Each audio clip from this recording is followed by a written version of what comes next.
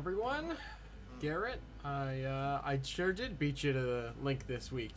Oh, I think I'm quiet. There, is that a little better? Hopefully? I don't know.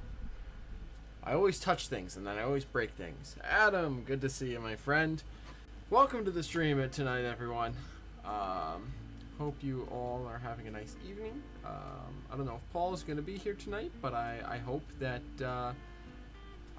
he has a nice night off of streaming. I know he took a break tonight. He will make an appearance on the stream here, though, because we're going to check out... there he is! We're going to pull up a video, so I can showcase some of the work that I've done that I got sent up to him, that I've been holding off on sharing anywhere until I made sure he got it. So we'll be pulling up his short real quick here. But the goal for tonight is basically to finish the walls on this. And by finish the walls, I mean finish the bay window here. Exactly, Paul. So I'm going to try and finish the bay. And then I'm going to go ahead and put all the trim, try and get as much of the trim on the walls as I can. And then maybe get some windows in as well. So actually I probably should make sure I have my windows here, because I think my windows are over in my scenery bin. But yeah, so let's see, what can I share while I let people accumulate a little bit here, because I know I'm streaming a little earlier than usual. I figured I'd take advantage of the fact that you taking the night off, Paul, to get myself in a little bit earlier. Scott, welcome in. Good to see you. I keep forgetting to check out. You now have two videos that I need to check out, Scott. So I gotta remember to get back in there. But let's see, what can I share before we get into the... Well, I can share this. So this is, so we obviously have the BNCCS Thrall 5344 that we completed 2 weeks ago now. BN Ironwood, good evening. It was good to see you over on Sidetrack Monday with James and Mike tonight. But so we had the 5344, and just last night I went through and I did all the decaling on the PS1 50-foot two-door. I'm really not a huge fan of this logo. I just don't like how pale the blue looks on the red. I'm just not sure about it. But I've got two cars. I got 2 cars worth of decals with this logo on it, so I don't know. Maybe on the PS1s, or on the two-door 50-foots, the BNCCS was trying out a new logo and they decided they didn't like it. Who knows? But I think I'm gonna stick with the blue infill instead of the blue outside on the logos from here on out.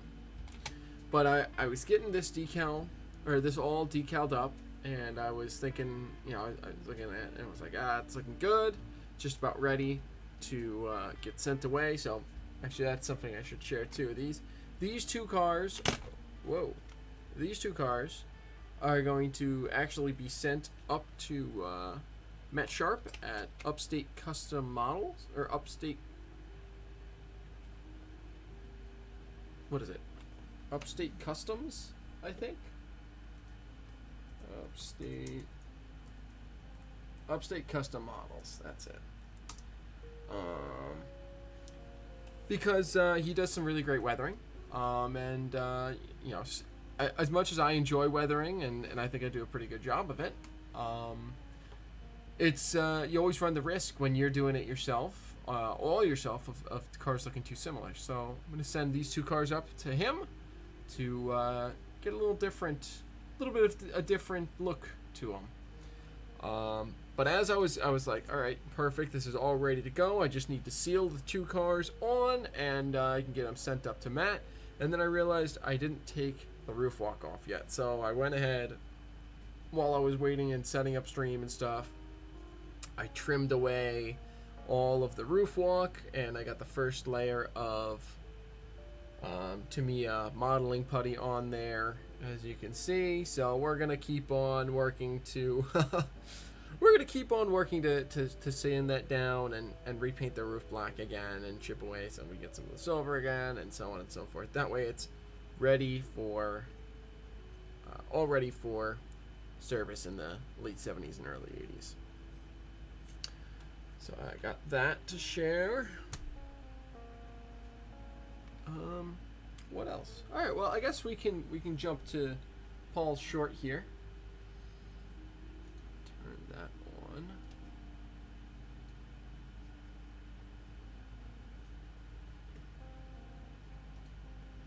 Pull this up.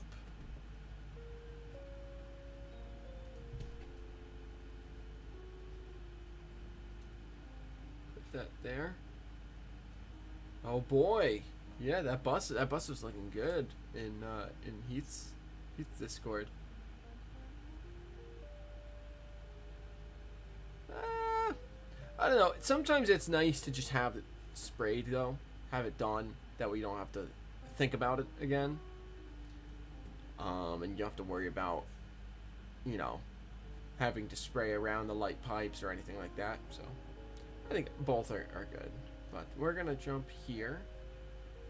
So this is obviously Mr. Paul Stamp's channel, and you see this box here has this funky little diamond logo on it. So we'll go ahead and let Paul take it away here and show off this beautiful car that we did work on a little bit on stream. So, oops, I need to turn up the volume.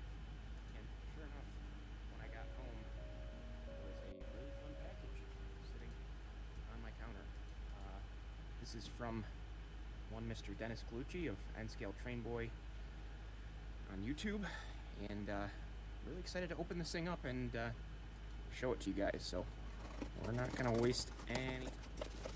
And yes, Paul, I did throw just a small layer. But, excited. I did throw just that small layer of packing peanuts at the top purely to annoy you. As you could see, they really didn't do very much to the box. They were there just to tick you off. To see the inside of it, because apparently that's the most exciting part. Because we all know how much Paul loves his packing peanuts. Check it out. This is a B&CCS gondola. Dennis is freelance. We kind of traded freelance cars. He's got one of my covered hoppers in N-Scale. And the big thing he said was to check out the inside when I got it. Oh, and look at that. That's awesome. So that inside there, that is actually just aluminum foil. I took a piece of aluminum foil, I crumpled it up, spread it back out, cut it down into little chips, glued it down in there, and painted it up rusty, and then left some of the little bits, you know, shiny metal. You know, it would have been banging and bumping around the whole ride, and when the scooper tries to take out the scrap and stuff, you know, it would chip some of the rust off. So there's a little bit of shiny in there, but mostly it's all rusted and left in there. So I thought that was a fun thing. The only thing that after I started doing this car that I was like, ah, shoot, I should have done that, is I should have used Butch Eiler's method of bulging some of the panels, because I saw that at the NERPM, and I was like, ah, that would be perfect, especially since I was painting from scratch. But alas, I still am very, very happy with this car, and Paul, I hope you are too. I hope that it finds a nice home, moving scrap around on your Fremo modules with the GWT. Absolutely spectacular. Empty, quote-unquote, car with just a little bit of scrap left over. Wow.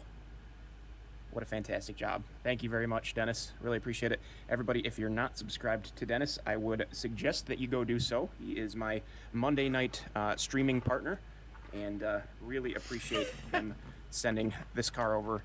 It'll be enjoyed for years and years to come as a part of my freelance fleet. So thanks again, Dennis.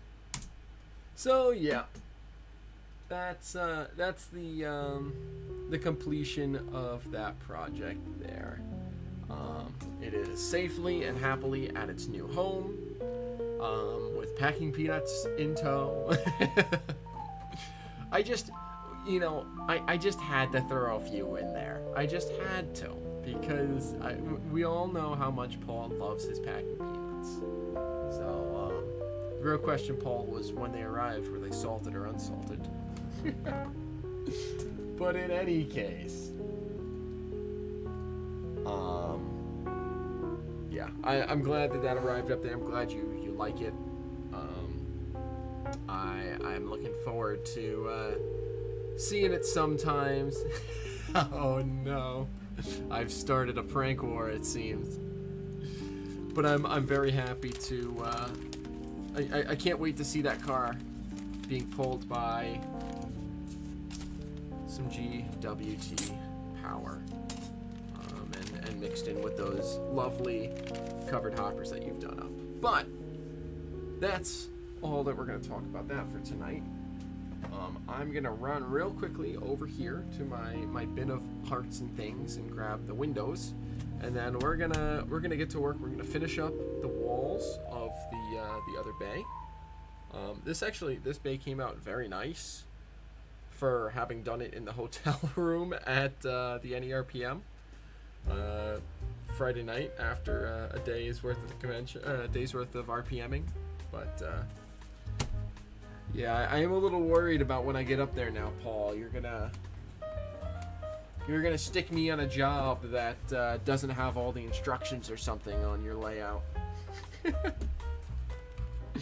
I will be back in 2 seconds once I grab these windows, and we'll get to work here.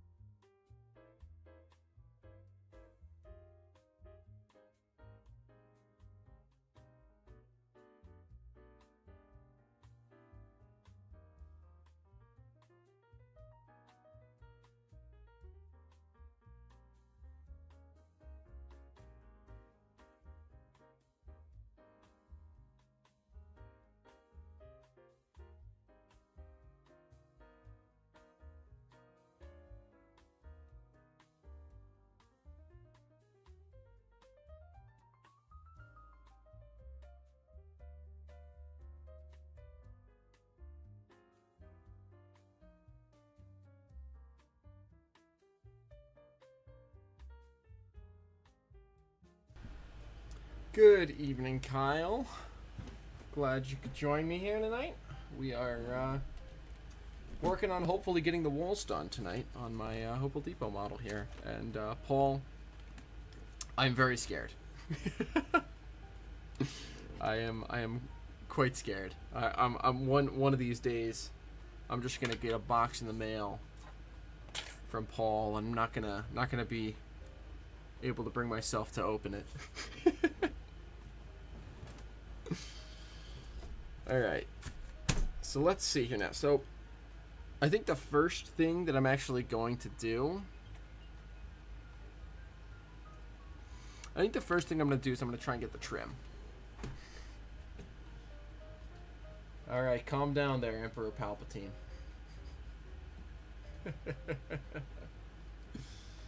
Let's see, let me pull up my reference photos. Let me make sure. Okay, so there's no trim board. So I'll pull this up for you folks as well, so you can see what I'm looking at. On the depot today, so if I go to here, you can see in the corner of this picture here, there's a nice trim board around all the way around the building and up along the roof line. And what I'm looking for is to see in its 1980s appearance, 70s and 80s appearance, I don't think there's really a trim board there. doesn't really look like there is one. Now, of course, I need to find... So this is 1947. There does appear... Whoa. How did I get here? Garden Gnome Productions! Welcome to the stream, my friend. Glad to have you here. Hopefully it's not too hot down there in Florida. Hope you're having fun down there.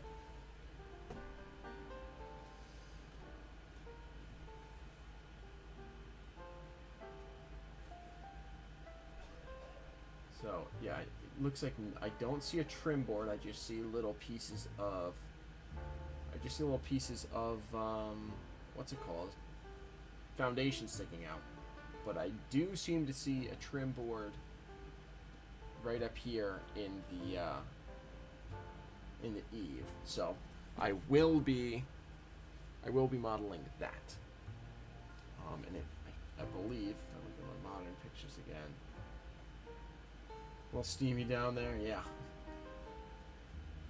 Stick this back under my head. It looks like all the trim comes flush with the battens on the board and batten siding. So that's doable. Look, yeah, there is still window trim that I have to do. So that I have to figure out how I'm gonna do, because well, I guess it's not too hard to do, honestly. I just need to go ahead and make sure that there's no battens. Oh, I forgot.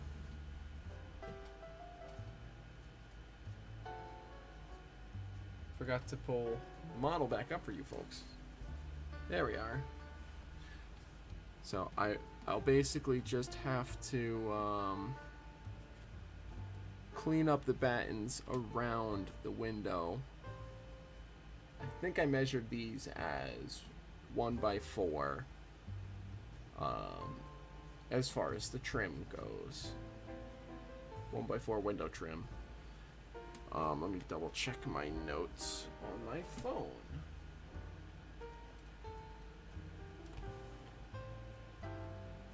Because last time that I went and got some measurements, I wrote them down on my phone. And also, while I'm pulling this up, I want to share the fact that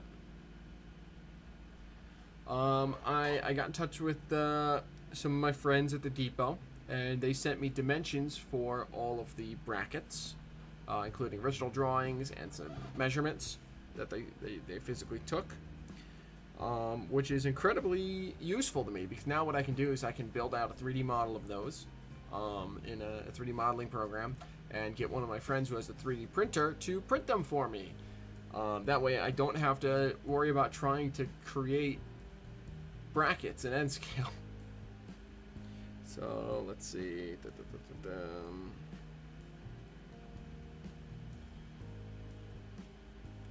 I need to go to my photos, because I also did some photos. So that would have been way back in like March or April, I think. Scrolling.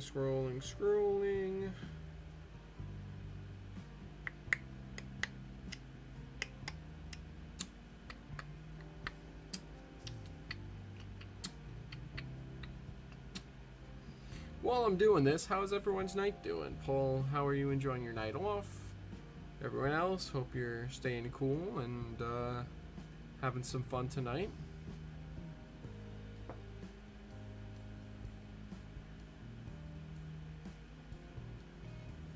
Where did it go?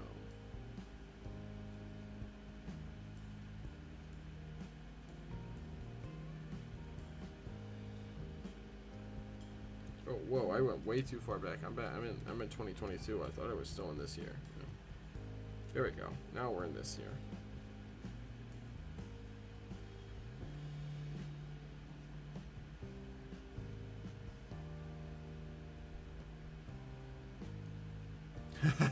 Oh boy, Paul. Yeah, sounds good, Garrett. Whenever you feel it's ready to share. But you too, Paul. Whatever's more important that has come across your desk. Even if that means something to do with peanuts.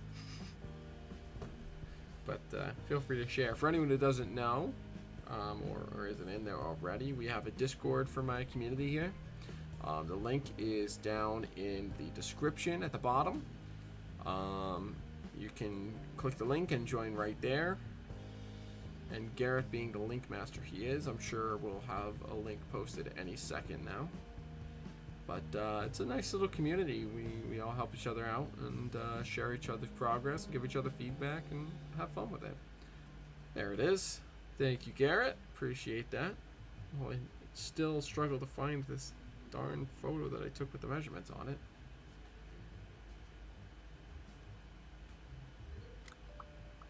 But lots of graphics work. Cool. Graphics work is fun.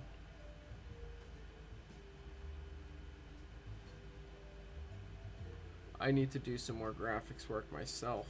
I need to I'm planning by mid September.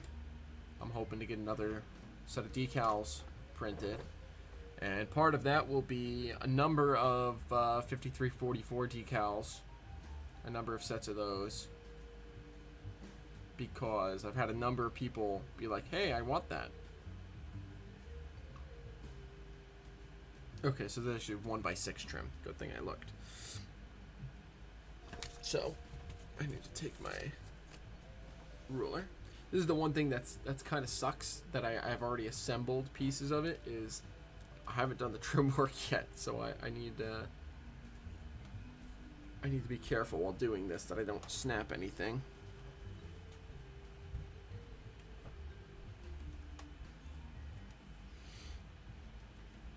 But yeah, so I'm gonna be doing. I think I got requests for 3 N-scale 5344 sets, as well as a set for a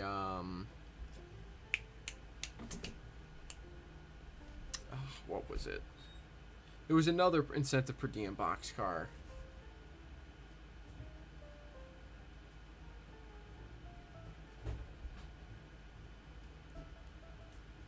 I gotta go here. I gotta go here. Wait, where did it just go? It was in... There it is.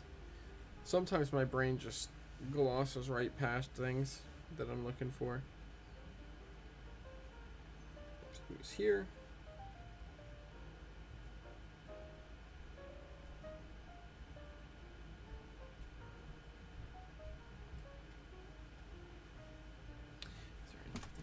Now I have to look up that car number to figure out what type of car it is.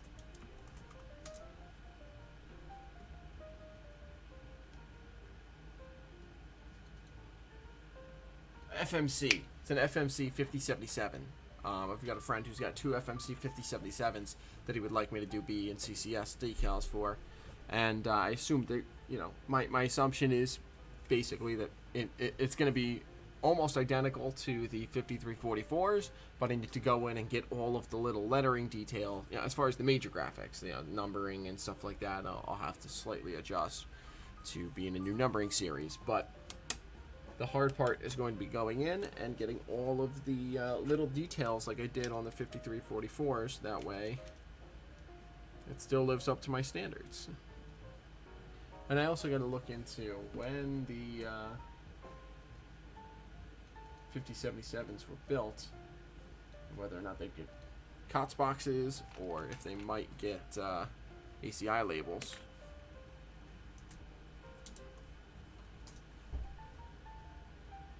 Let's see, FMC 5077s.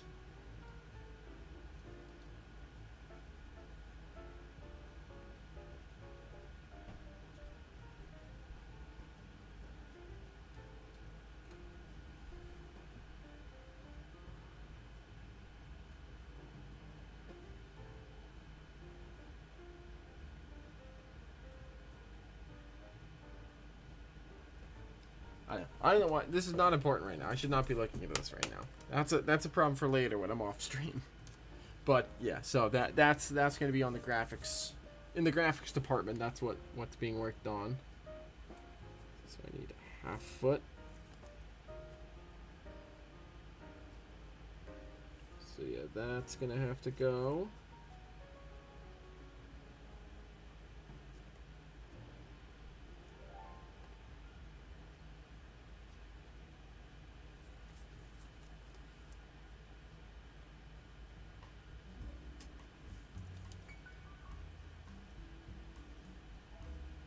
That's what we'll do. We'll do that.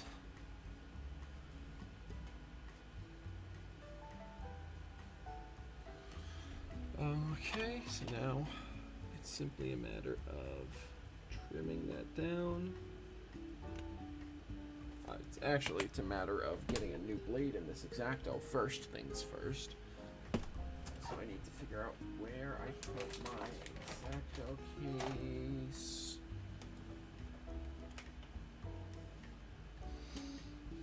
I'm just a whole mess tonight, huh?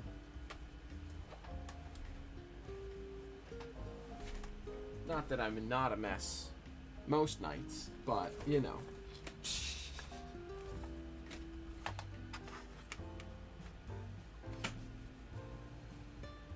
Where did my X-Acto sets go? Let me put them in this drawer down here, this pouch. No.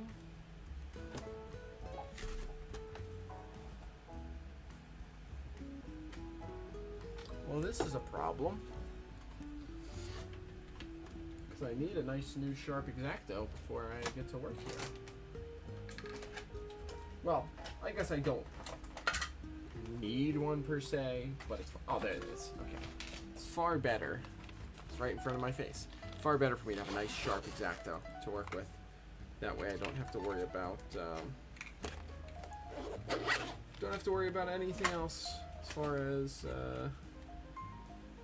you know, dull blades causing problems will go. And I've got 3 blades left, which means that it's time to order a new thing of X-Acto blades. Oh no. Just dropped the blade, which is a problem. There it is. Don't want to stab my foot, and also don't want to lose a blade.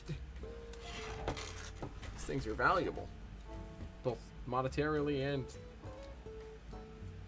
in terms of their usage, I guess. I don't know. Oh, Paul, something that will interest you is that I am putting together my final my cart, I suppose is the best way of putting it. I'm putting together my cart for my decal parts, or the detail parts rather, for the BNCCS SD40-2 project, which means that I will be able to provide you accurate reference soon-ish. I've got a gong bell detail part already picked out and in the cart. I'm just trying to find out what would be the most correct beacon light, because the Kato model does not come with a beacon light. So I've been doing a little bit of research and I'm just trying to find what the best, most accurate detail part for that would be. Oh, I'll be sure. I'm sure that it will go swimmingly and there will be no problems whatsoever. I'm sure I will not wind up with a box of nothing but packing peanuts.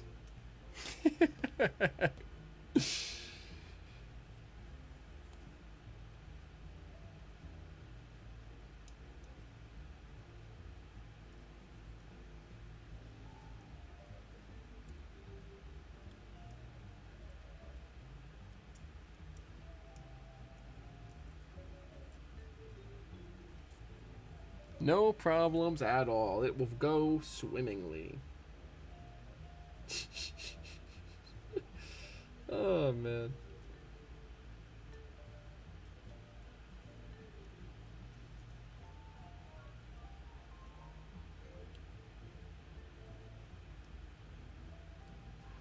Gotta be so careful here that I only get the batten up where I need it to come up and not anymore. There we go, perfect.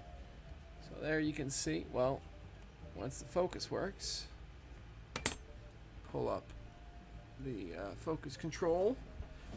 Finally, after half a year of live streaming with this setup, I'm finally learning how to actually control my focus and stuff.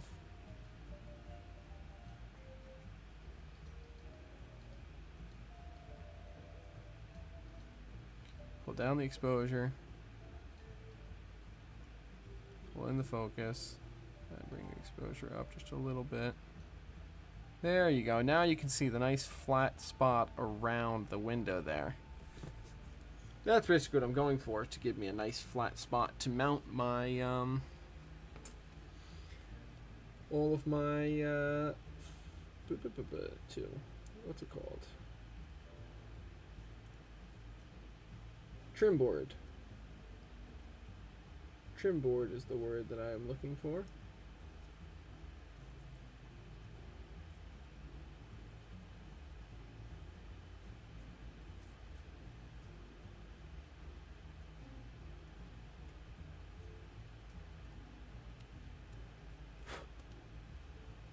And it's little details like that that will give me a lot of credit for the NMRA. Let's turn back on autofocus. Apply. There we go. So there's one window out of 1, 2, 3, 4, 5, 6, 7, 8, 9, 10, 11, 12, 13. So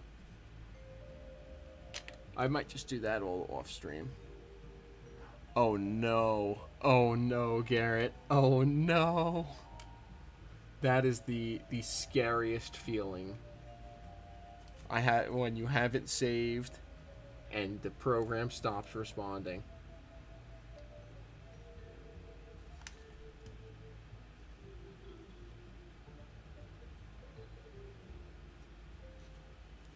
Yeah, I'll just do the door here.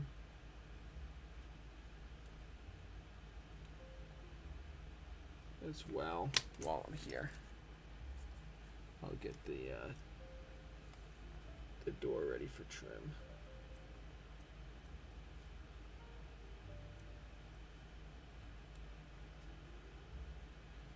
Garrett, I wish you the best of luck, my friend. You survived. Whew. Huh. That is I assume you're now mashing the control and or command key plus the S key as hard as you possibly can.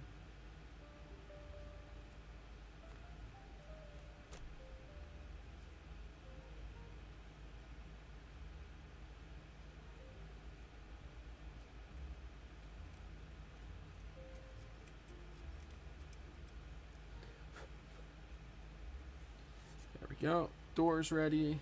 You are. Yes. Good. All right. I'm gonna put that on pause for now. I want to get the what's it called? Bay done. Yeah, I know. I know, Scott. These details are so tiny, but for me, that's also part of the fun. Is that everything is so small, but I still manage to get all of the levels of detail in. That's why, for my 5344, if I pull the focus back up,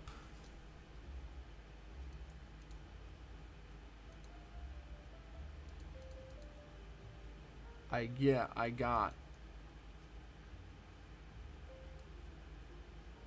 all of the tiny details on the decaling, because that's the fun for me, is getting all of that detail in and making it as realistic as possible.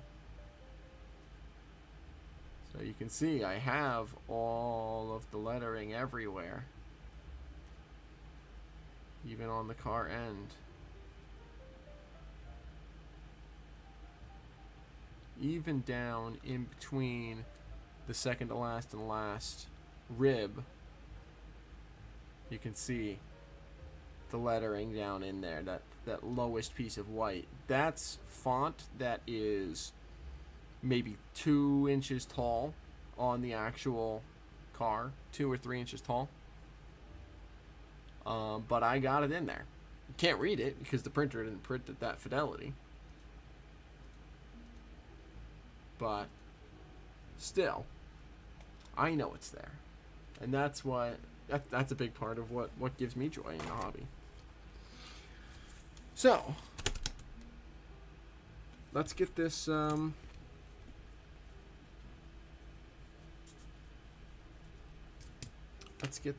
going here. I'm going to actually get this sheet out of the way because I have this small sheet here. So I need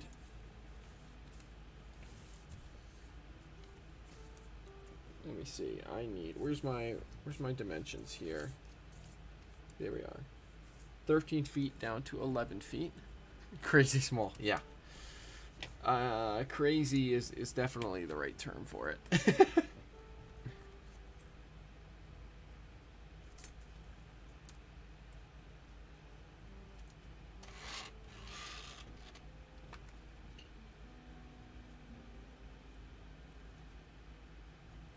13, and we'll get 13 over here as well.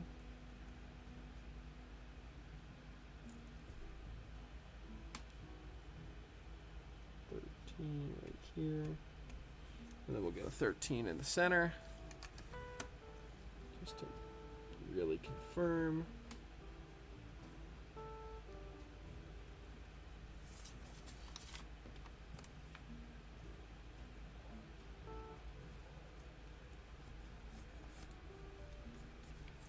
Go, that's the excess. So go ahead and trim that off.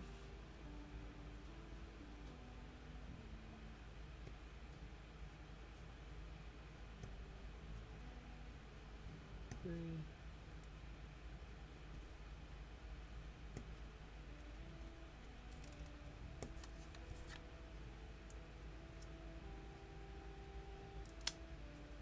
There we go. Clean up those battens on the top. Good. Alright, so now I've got that. I need these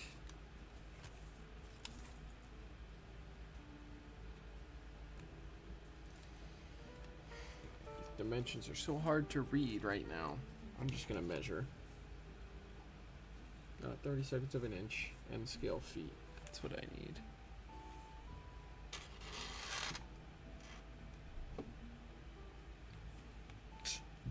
Pardon me. 4.5.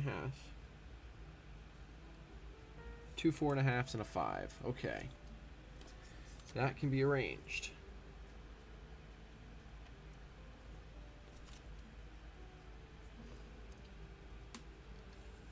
Four and 1/2.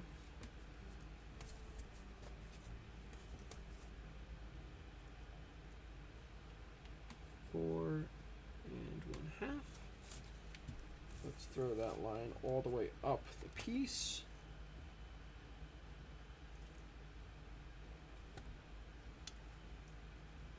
And then we're going to go on that line to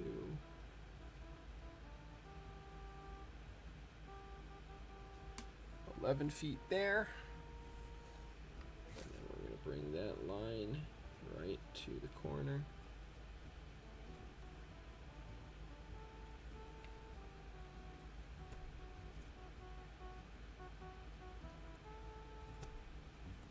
Go. So I'm going to get the vertical first.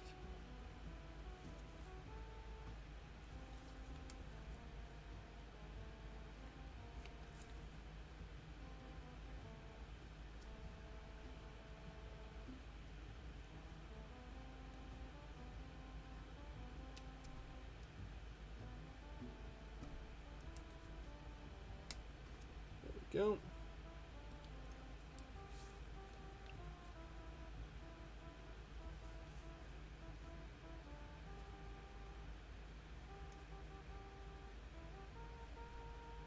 Make sure that's nice and clean. There we go. And now I'll put the base of my blade right on the corner and trim. And there we go. So now I gotta draw that window in there. So that window is a 1/6 by 4/0, I believe. Yep, 1/6 with a 7/6 head. No, 8/6 head. Right? Where's that? Where's my info? Where's my? I think it's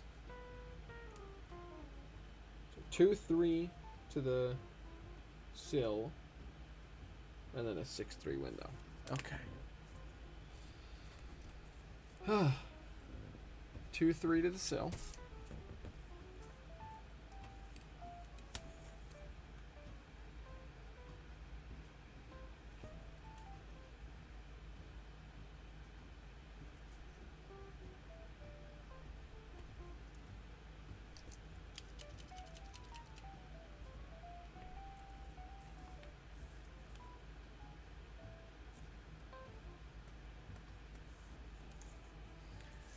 Another 2/3 to the sill right here.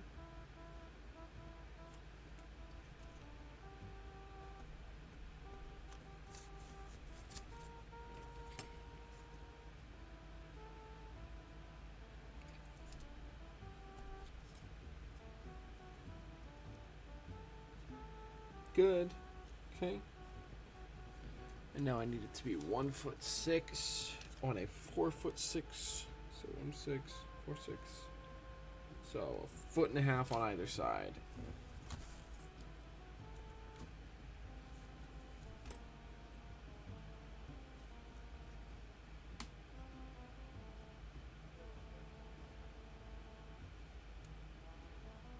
Here's my window extents. Now I gotta pull it up 6'3".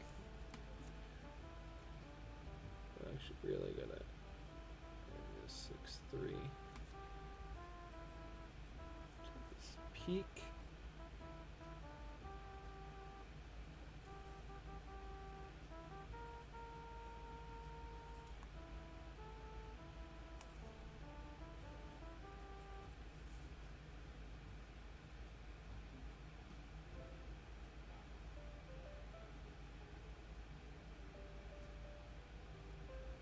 There we go.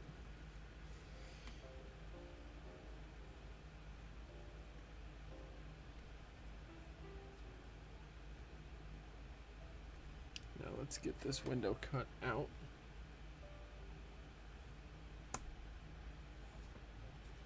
It is 6'3", right? Yes. Okay, good.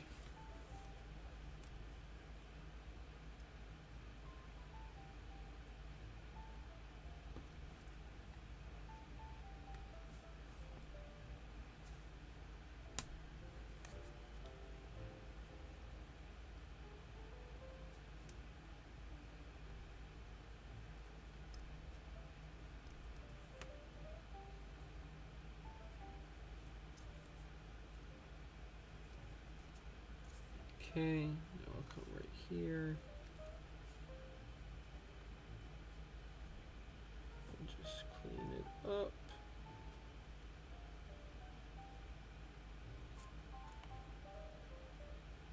So I can hopefully get this window removed.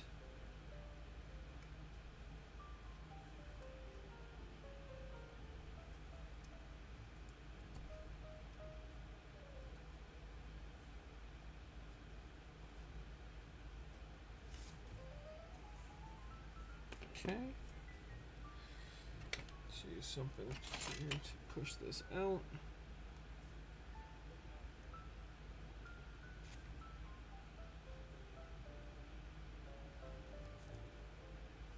Okay. Let me grab a file to clean the inside of the window out.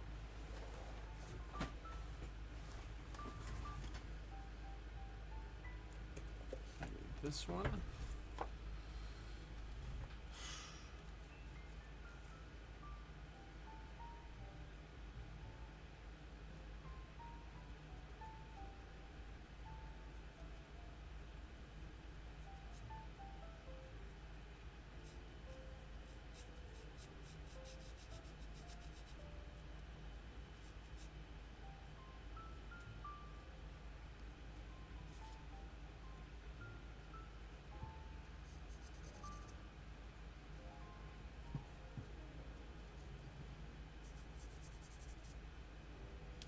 And there's a window, or at least a window opening. I need to install all these windows actually in there.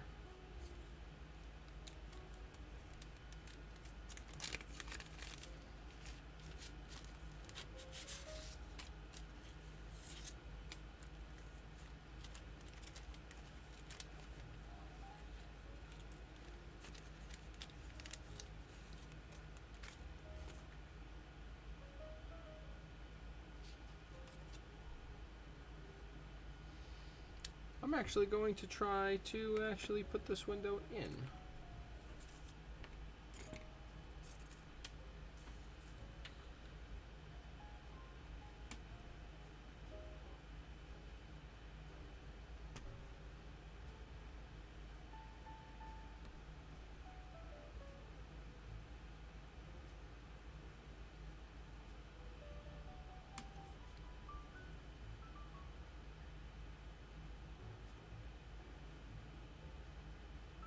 If I do like that, how does that look? Oh, perfect. If I do this again.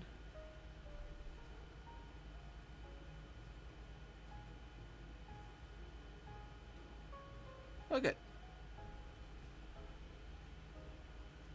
That's going to look fantastic. So what I need to do then is I need to paint the window before I put it in. A first draft's in Discord. Ooh, I kind of want to look now. But I weren't, so I need to pull up my reference images of the depot to make sure. Yep, the windows were all painted the same red as the structure. I want to see what Garrett has been working on, so I'm going to pull up the Discord on my phone. Ooh, R&IT stuff. That's awesome.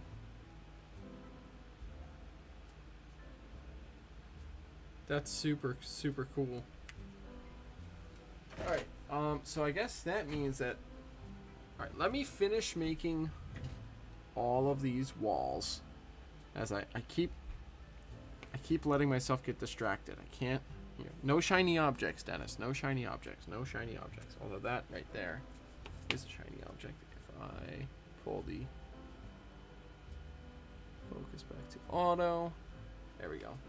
Logos for all the committee positions. That's sweet. That's super sweet. That'll be so cool for you guys to have.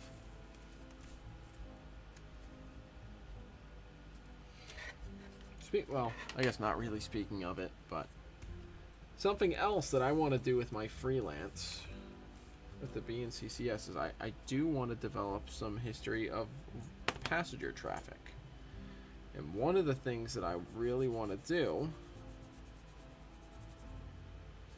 which is going to be somewhat difficult, mainly because I don't know too much about it, but I'm gonna ask for help. Squirrel, yeah. I'm gonna ask for help from my friends who do know what is actually going on in the passenger world in the 50s and 60s to help me, because what I want to do is develop a train from Boston to Chicago via the basically the BNCCS. This would come about in the late 30s when the BNCCS was coming in and taking over the Maybrook line, or at least the western half of the Maybrook, and becoming, you know, a real player in the northeastern scene. The BNCCS would work with the New Haven until they bought them out, right? And the Erie, I think, is going to be my best bet to do a train from Boston to Poughkeepsie to Campbell Hall. So Boston to Danbury on the New Haven, Danbury to Campbell Hall on the BNCCS, and Campbell Hall to Chicago on the Erie. And I want it to be called the Nor'easter, just like the Storms, because I think that goes hard. So that's my grand scheme that I want to scheme up. But I don't know nearly enough about passenger traffic to know if that's even feasible. But that's kind of my thought process, and what I think would be cool. And it would be hauled by, you know, into the, you know, right up until the start of my era, basically. It would be hauled by PAs, and then eventually FL9s on the New Haven. Then it would be hauled by FPA2s on the BNCCS, and then probably E8s on the Erie. And obviously then the EL, once the EL comes online. A little crunchy because Discord. Yeah. Fair enough. But, yeah, I mean, as long as you are clear about that, I don't think, you know, I think that's a great use of stock imagery, and work of others is kind of collating it all into one place and unifying it. So I still would say great job to you, even if it's not 100% your work. What else do I need? So the next thing I need is the 5.0 by 11 foot chunky piece. Nope, I had it right. I had it oriented right the first time.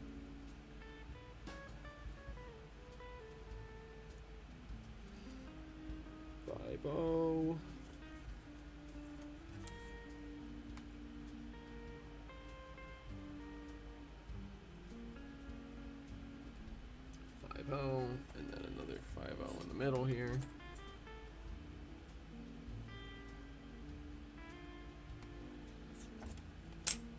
Shoot the line through.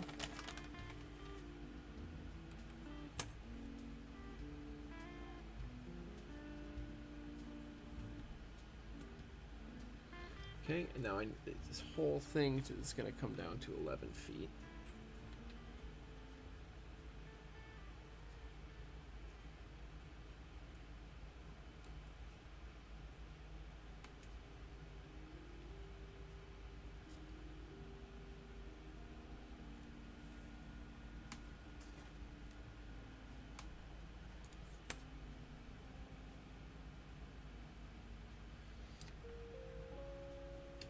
Feet.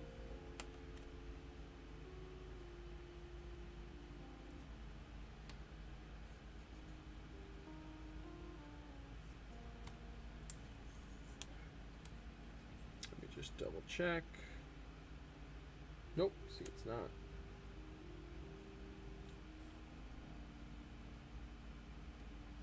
That's 11 feet. Right?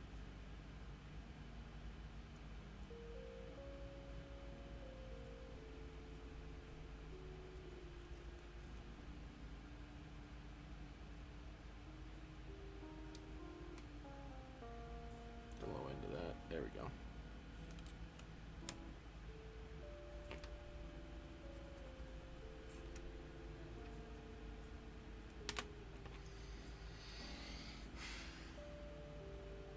All right, run the vertical. Run the horizontal.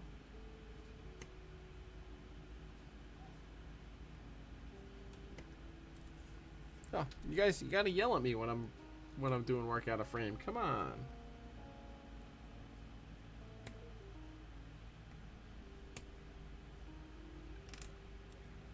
go. Scrap over there. More good stuff over here. Okay, so there is that. Now I need to do the window on this piece, which is going to be 2, 3. Up from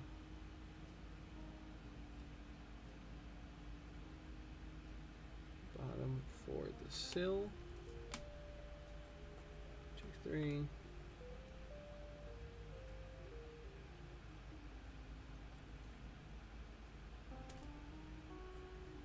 2, 3.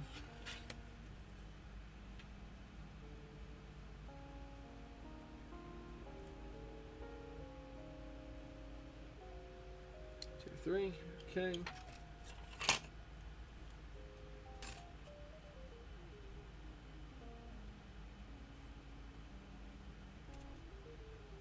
There's my sill height. Let me just double check with this, make sure that it's aligned. Yep, that's pretty good. Right, and then I need 6, 3 off of that for the head height.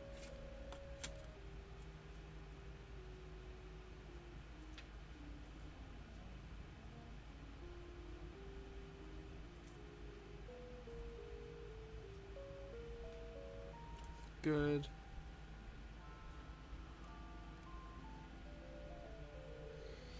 And this is a 2/6er, if I'm not mistaken. Let me double check my sketch here.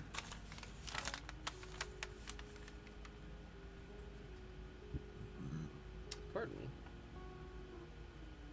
Yep, that's going to be a 2/6er.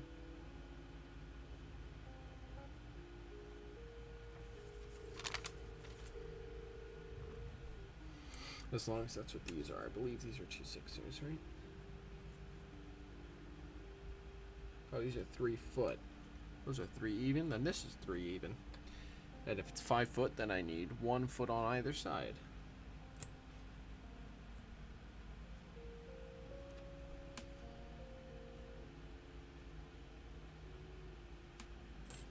So that would be my window. Let me double check.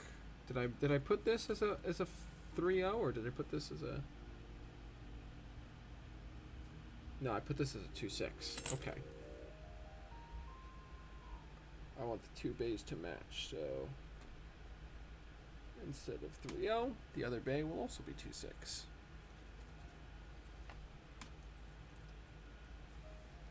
Which means I need an inch, or a foot and 3 inches on each side to get to 2/6.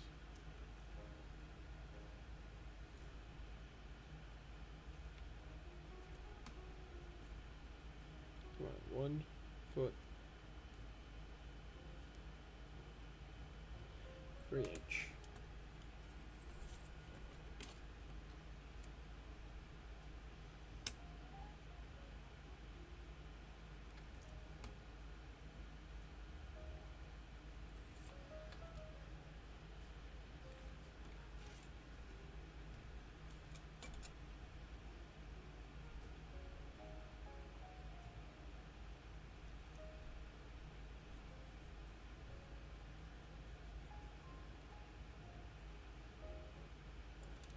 No, come back here.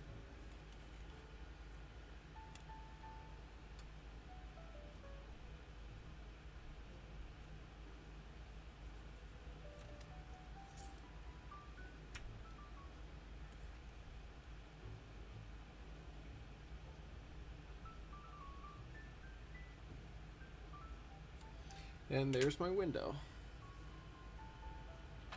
So I'm gonna get all these cut out, and then I'm gonna go collect my red paints and try and find a good red color.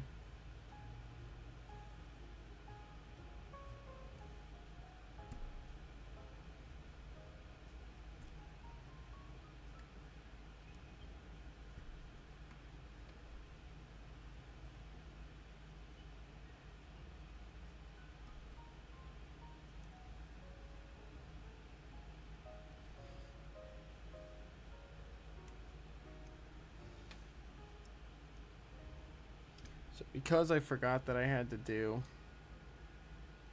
not happy spring. Sounds good, Garrett. Thanks for tuning in tonight. Glad you were able to come on in. Glad I was able to hopefully entertain you for a little while with my shenanigans. And I hope you have a good rest of your evening. And rest well, Garrett. Not so happy spraying the bus and stripping, trying again. Sometimes, much as it sucks, sometimes that's your best bet. I've had to do that a couple times with projects where I'm just like, it's just not really what I want it to be.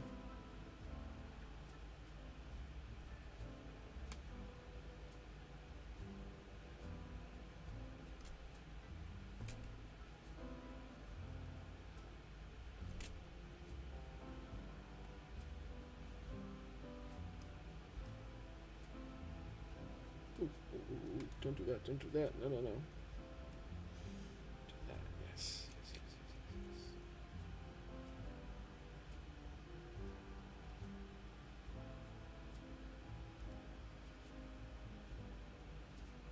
Okay.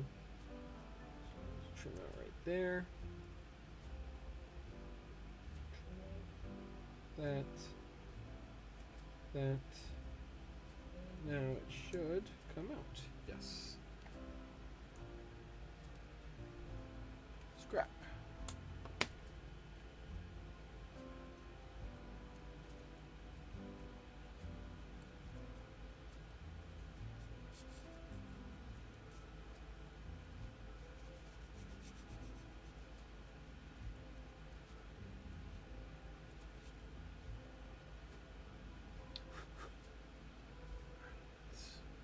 Really round out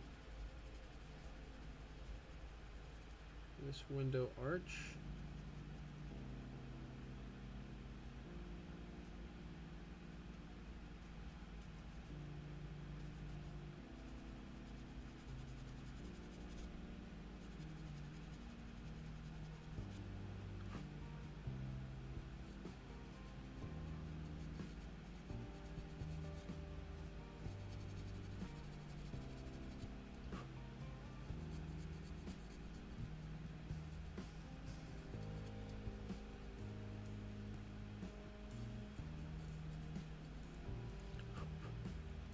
Alright, I'm fairly happy with that. That looks pretty good.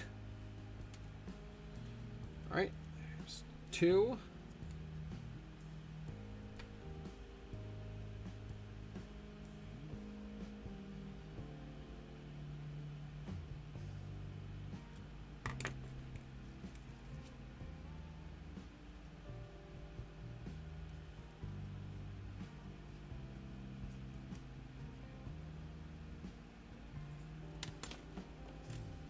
I'm just gonna real quick do a very minor trim off the top of this so that way it's nice and even. There, perfect.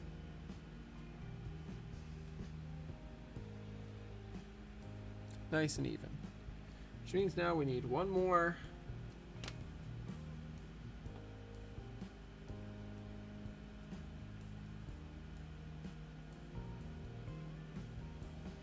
One more of these, but mirrored. Where did there's my cutting piece.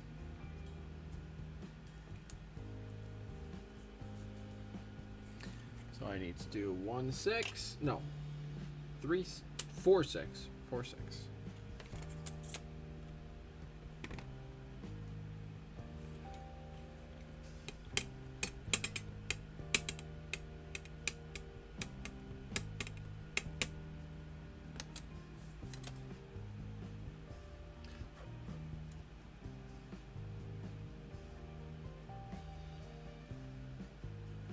Pencil. 4'6".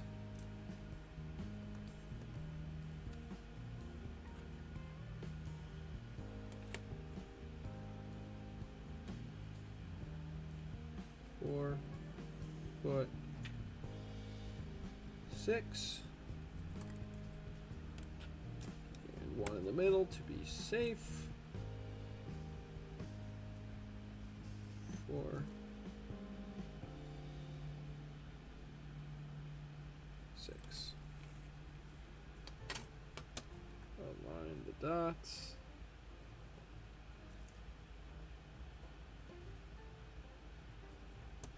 Line. Swap to the X-Acto.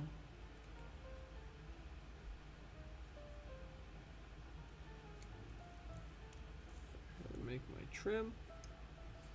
That's now scrap. Carefully shave off a little bit there to make it nice and square.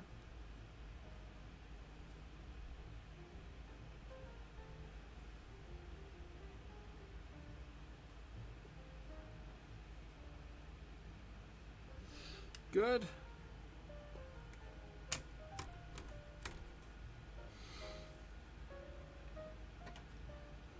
Should be the same size as this, correct? Missing a little bit, so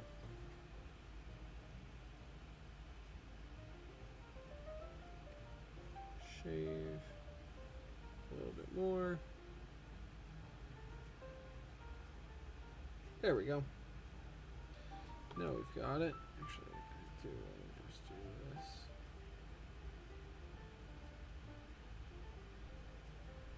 Now it's perfect. Okay. Flip it over.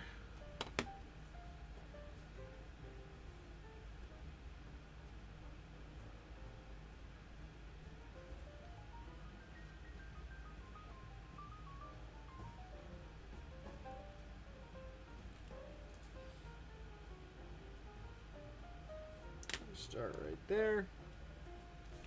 And in theory,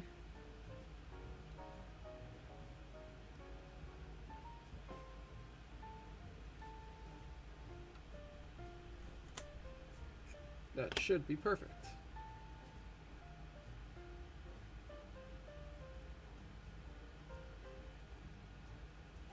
Beautiful. Right, now we draw the window.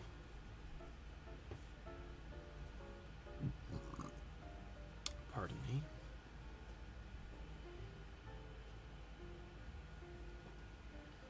We have a little bit of water.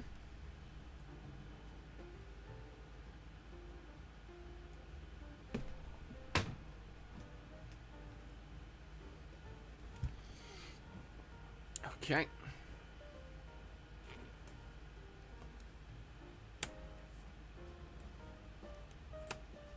(2'3" up from the floor.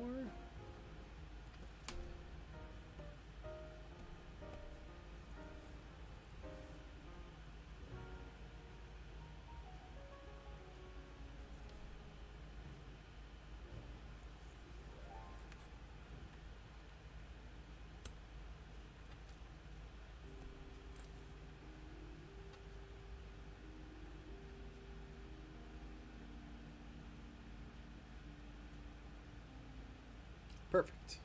Very nice. All right, and now 6'3" off of that mark.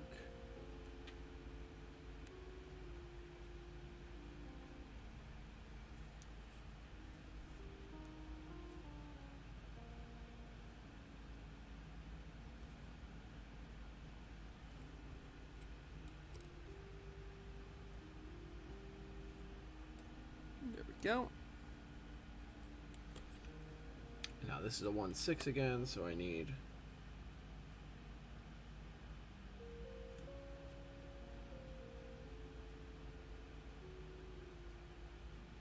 marks there and there. There and there.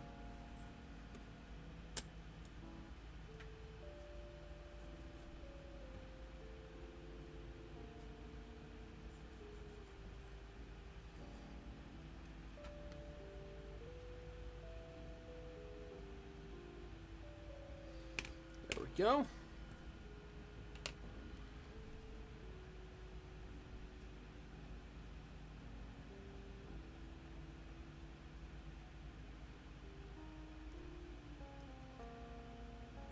Trim this out. There we go. other side.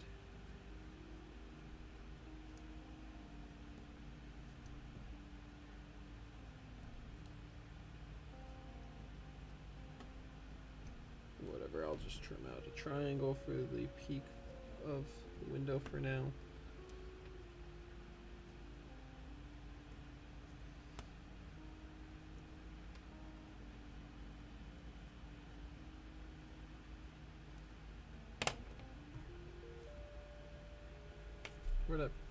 Where did I put that? There it is. There's where I put that file.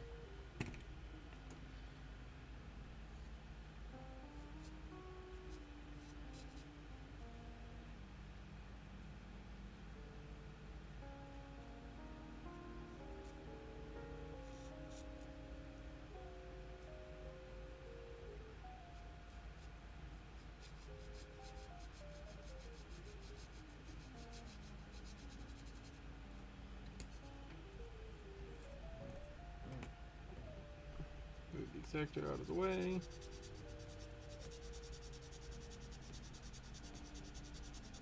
So not only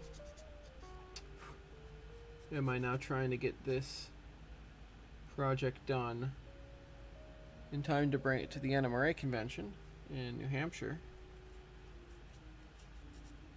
but I also need it for a project which will be announced.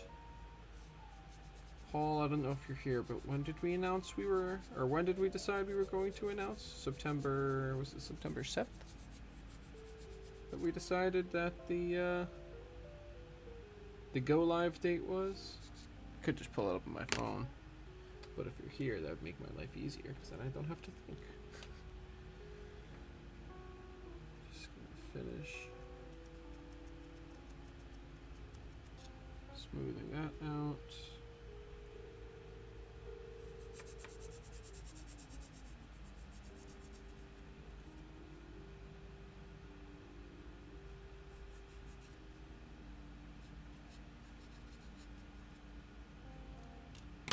Alright, let me see, what date was that we decided our go live date for that. It's going to be a big group project. It's going to be a bunch of us, whole bunch of us, that will be, by us I mean content creators, that will be getting together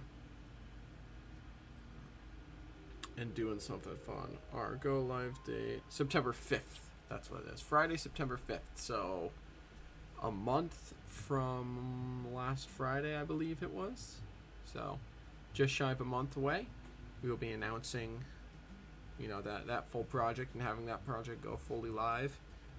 But if you do make content and you're not involved yet, and you want to help support the hobby, help the hobby grow, and make some content and do some modeling while you're at it, maybe try something new, go ahead and shoot an email to uploadexpressmodelers@gmail.com, and we'll get you looped in on that. We've already got I think 10 content creators, some of which are just in it to follow along. Some of them don't have time right now to participate fully, but we're happy to have everyone. So if you are interested, be sure to shoot an email out to them, or to us, I suppose, and we'll get you looped in. But anyways, so now that this is all done, I'm gonna run over to my paint bin and grab a few different reds, so I can try and mix this nice high-vis red that the Depot used.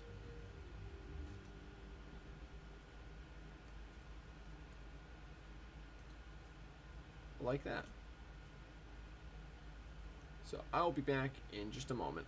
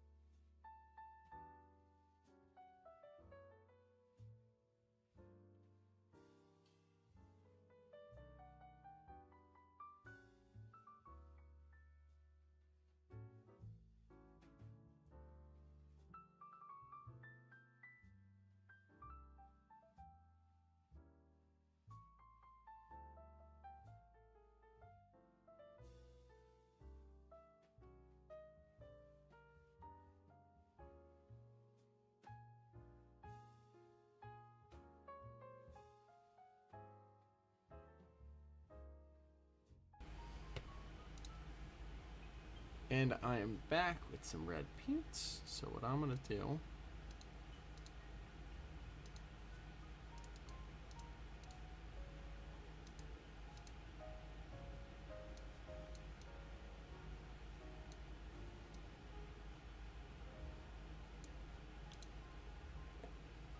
I'm gonna do that. That way we've got that reference color down there in the corner for y'all. And then where did I put that paint palette? Put it on the shelf down here, maybe?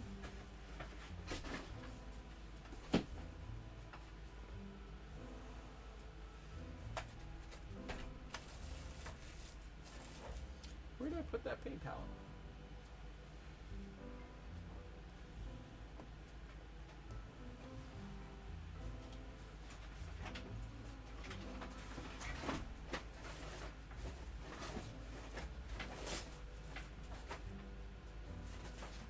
Alright, whatever. I don't know where my real paint palette went. So for now, we will use Ye Olde paper plate.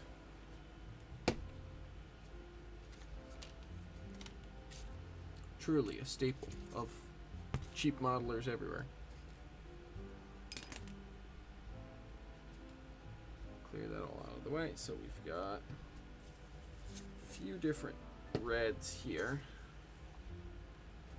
It's more of a brown red. Just gonna try some things. So we're gonna just try some things here for a minute.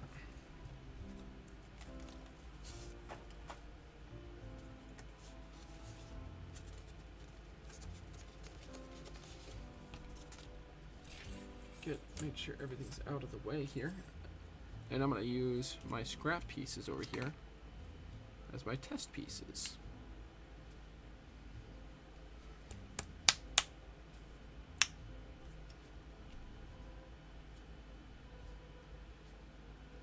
So we're gonna start with the real red. Actually, I'm gonna put a spot of reducer in here. This seems to have chunked up a little bit.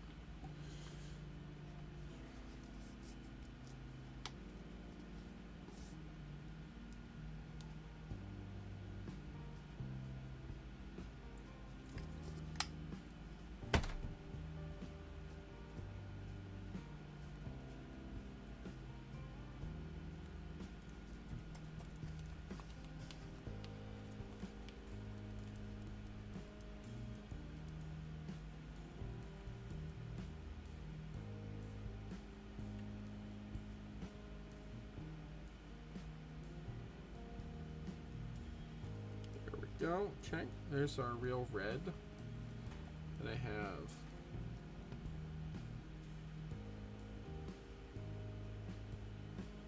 Wicked Pearl Red, which I have a feeling I'm not going to want to use. We're gonna spit some out anyway. Yeah, it's got some pearlescence to it. It's got some pearly bits in there. Bit of this out just in case I want to mix any of that in. We're just going to start trying things. I'm also going to put in a little bit of black and a little bit of white on my palette, so to speak.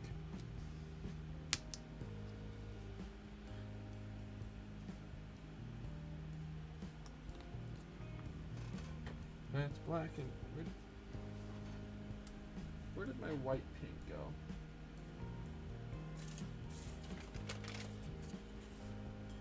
Huh. I don't know where my white paint went.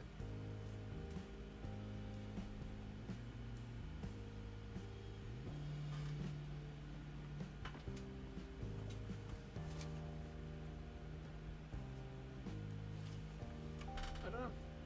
Well, for now, until I need white, then I just will leave white off the market here. All right, brush. There we go.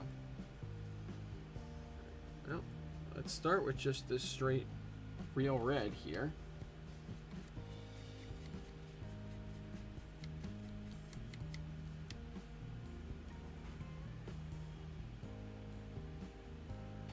That's already actually not bad.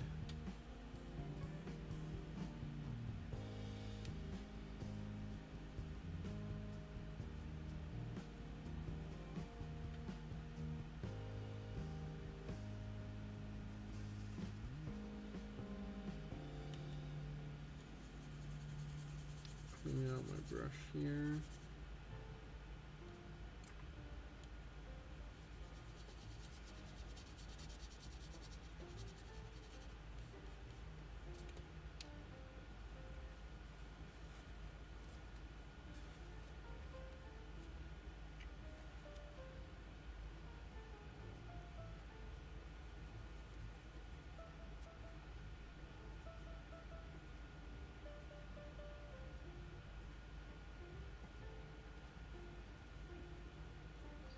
Clean this brush off nice, so I don't get too much black. Spot of black there. Clean the black now off my brush again.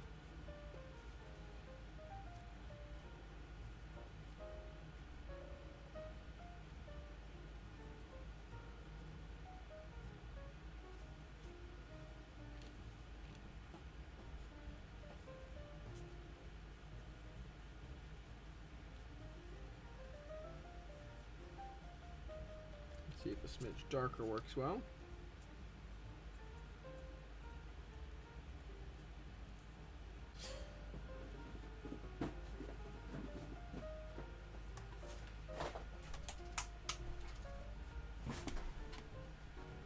You know, making sure.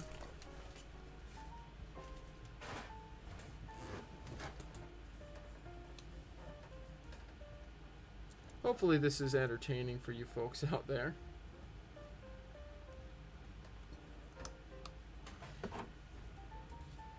I know I'm enjoying myself, but that's because I'm modeling, and I always enjoy modeling.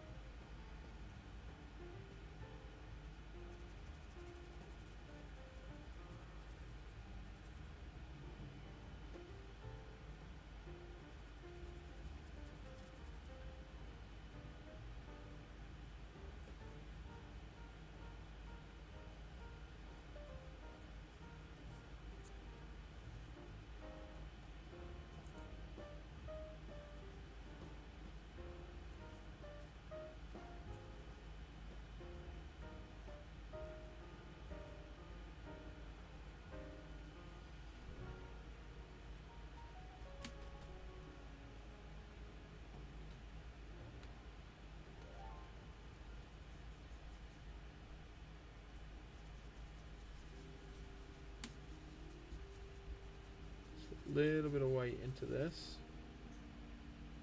Oh, too much white.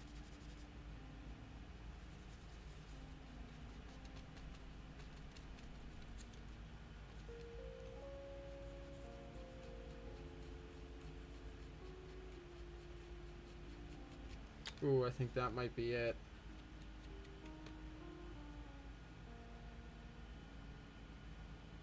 So here's our 3 attempts.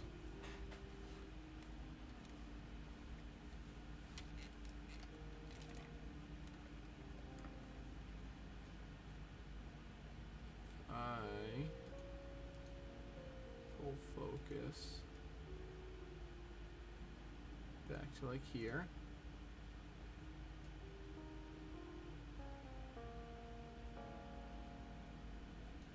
We'll go right there.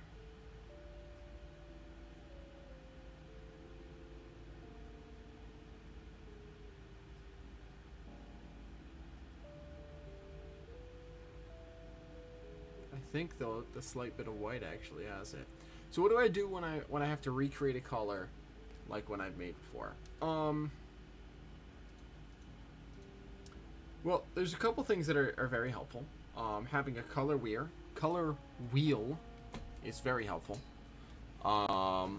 Because with the color wheel, especially, there are some nice ones out there that have spinners on them. And actually, I meant to pick one up last time I went to the hobby store and forgot to. but they have spinners, so you can hold the wheel up to your paint color, and then spin the spinner till or spin the wheel around your in your hand until you find the right zone, and then you can spin the wheel to see, and it's got like arrows, and so if you want to go from one color to another color, so you have your your starting red in this case, and I want to go to the slightly lighter red of what's on the image, it'll show me what colors I need to add. The other thing that I do is honestly just trial and error. I remember roughly the compositions, and I try and keep notes roughly of the compositions as far as,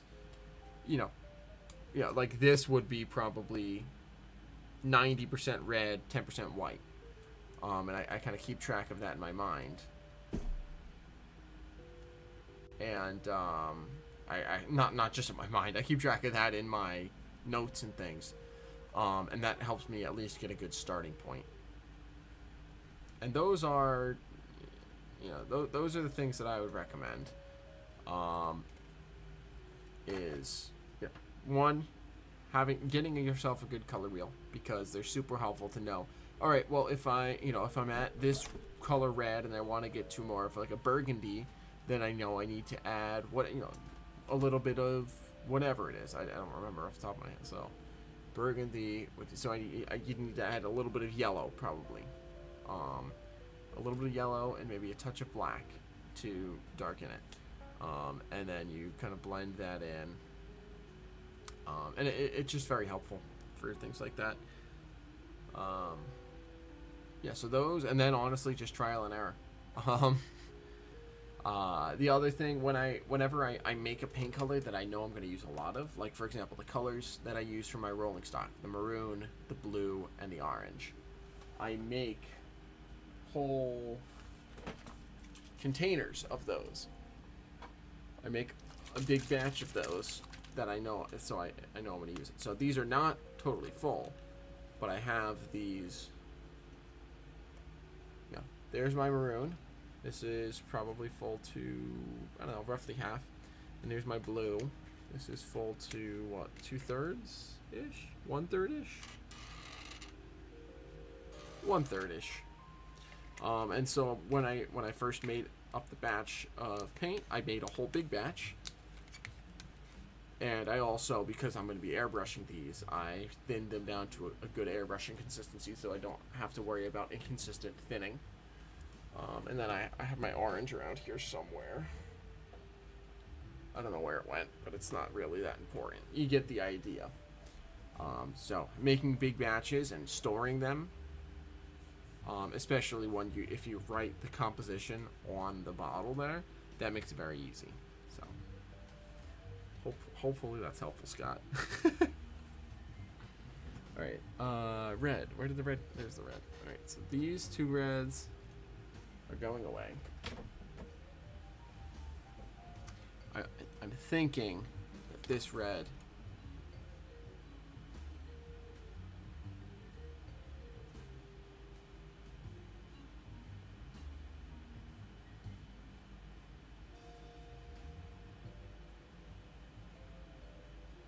I'm thinking that's the winner right there. Yeah, my pleasure, Scott. I'm really thinking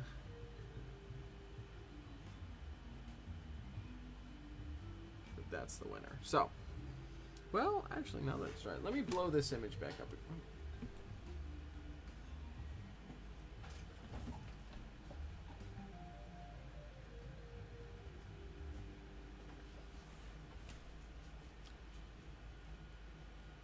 What do I think looks the best? I do think the white's the winner. So we're gonna go with the white, the little bit of white in there.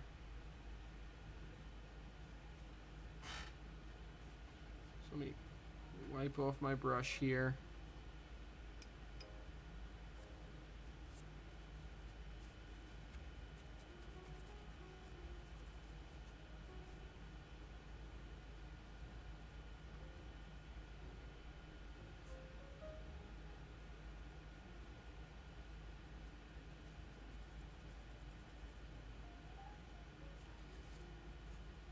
Just want to make sure I've got a nice clean brush to start, or at least clean enough to start. I'm gonna put that out of the way that we don't accidentally get paint on it.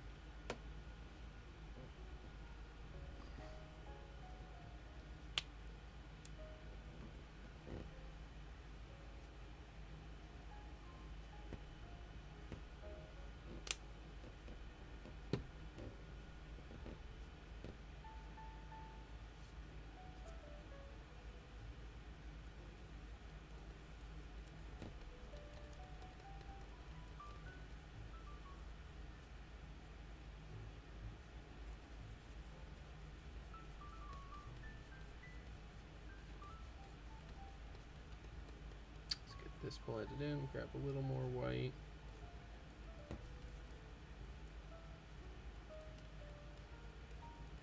I really should get a paint spatula. Or find the one that I have, because I actually do have one. Just don't know where I put it.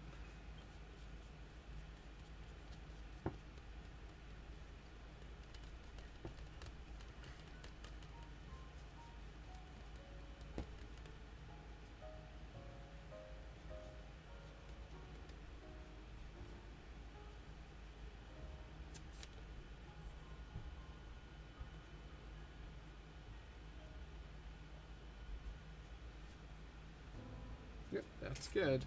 Okay. So let me just paint a big patch just to make sure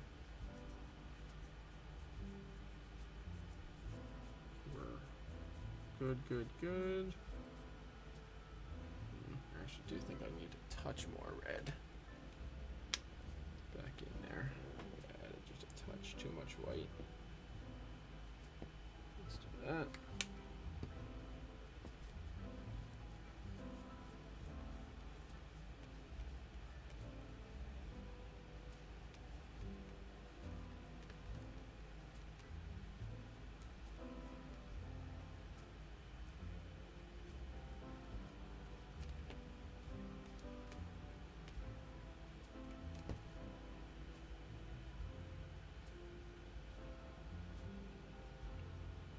Okay.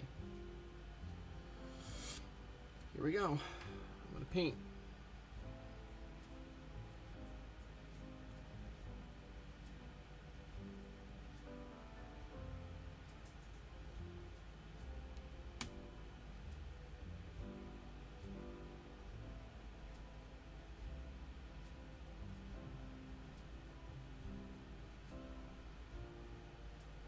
Oh yeah, that's pretty much right what I want it to look like.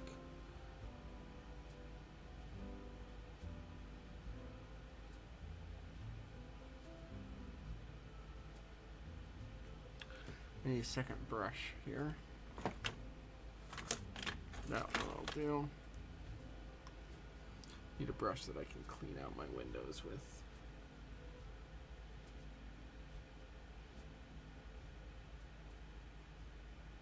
Just touch it up.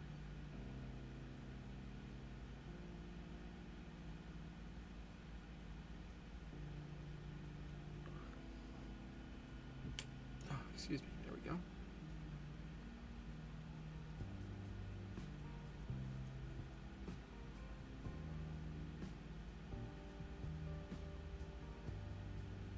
Probably should put my gloves on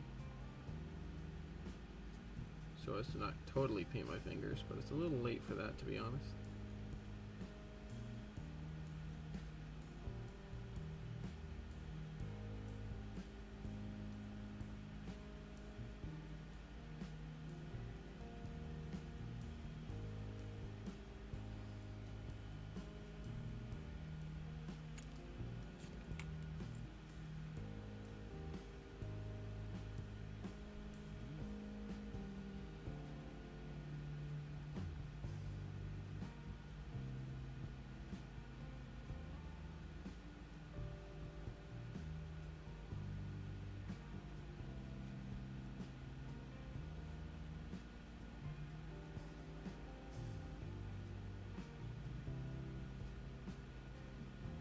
There we go.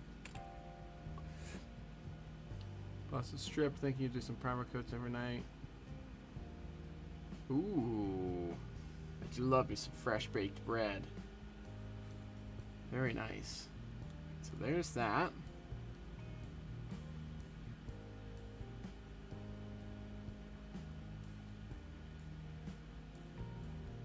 I'm gonna paint this bay.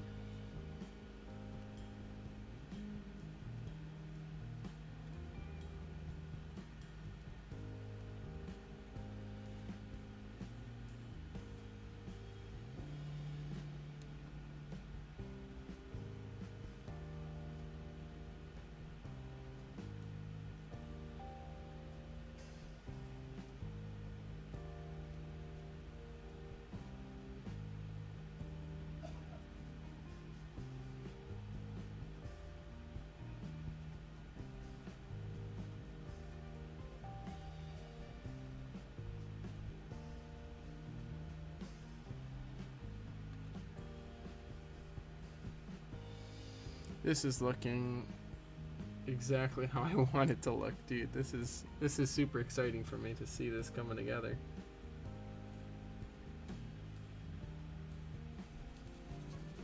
Because this is something I've been working on and off for like, well, I mean, I took my initial measurements over a year ago.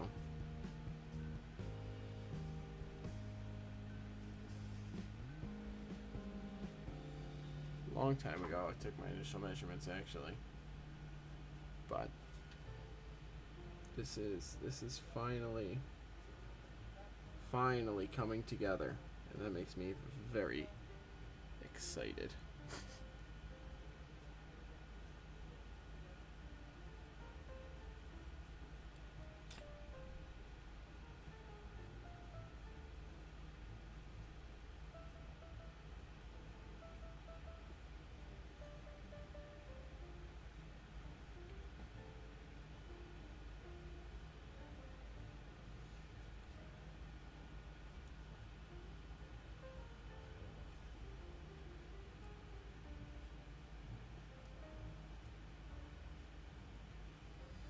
Ooh.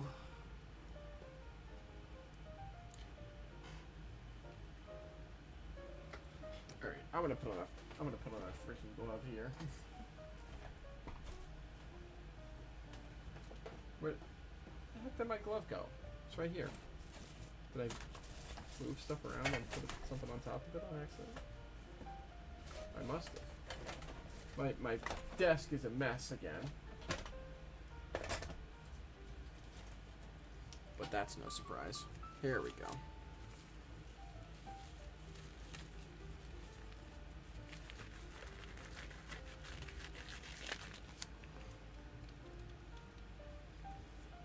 Now,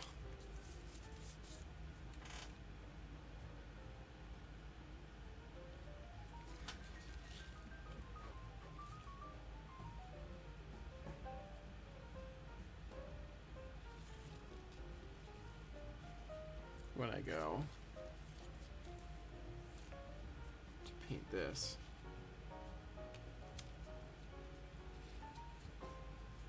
where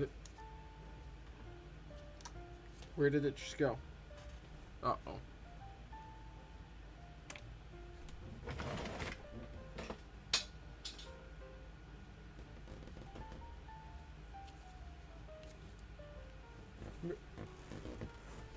Where the heck did it go? Oh boy. Just what I needed. Disappearing parts.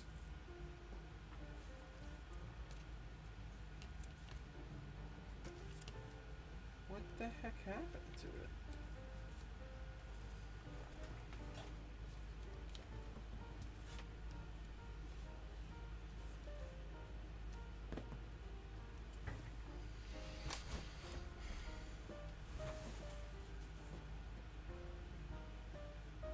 Stick to my pants or something?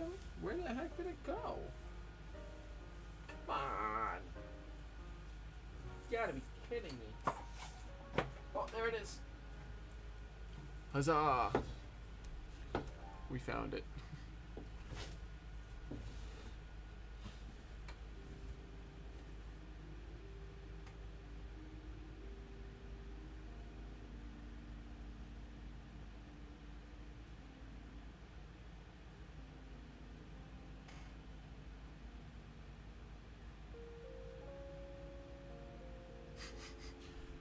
Oh boy, Paul, I don't know if you're here tonight or not, or here still or not, if you've already hit the hay, but Ray just posted the reminder for tomorrow night's chat, and apparently it's powered by Paul Stamp's Finger Lake Railways. The yeah, apparently tomorrow night's tomorrow night's operating crew chat is powered by Paul Stamp's Finger Lake Railways on Patreon, so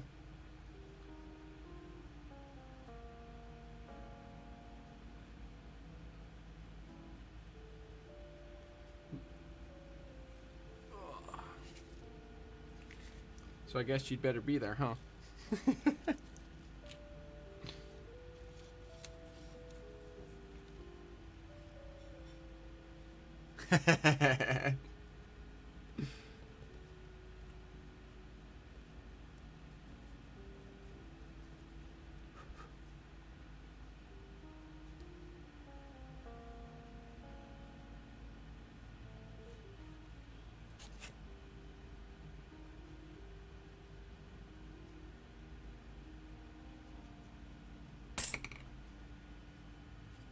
Oh, I gotta check the whole body. Oh boy, hold on. I just saw the notification. I gotta actually look at it.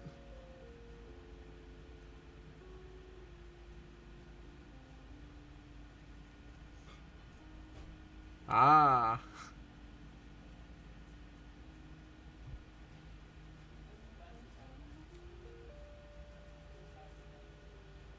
There is. Nope. There we go. There's the bay. Both bays fully painted. All right, let me actually read what's going on here.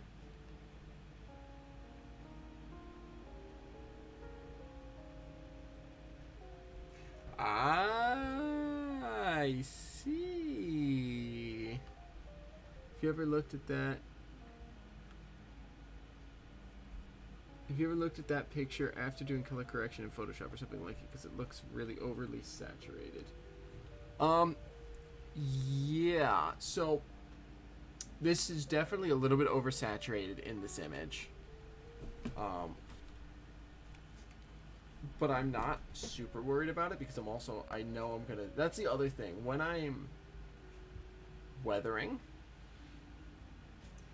or when I'm painting, I always keep in mind whether or not I'm going to weather the model, because even if this is oversaturated, but when I weather, so what? Even if this red here turns out to be oversaturated, which it also does look a little oversaturated. It looks more saturated in the live stream than it does in person.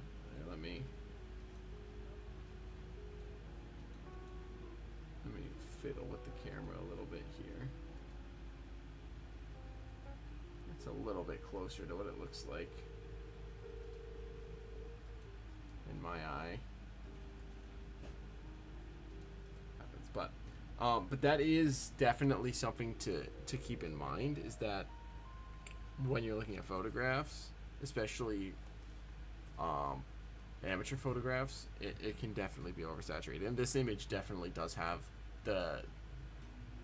it's definitely a little bit blown out, just a touch. So, thank you for pointing that out. I definitely appreciate that.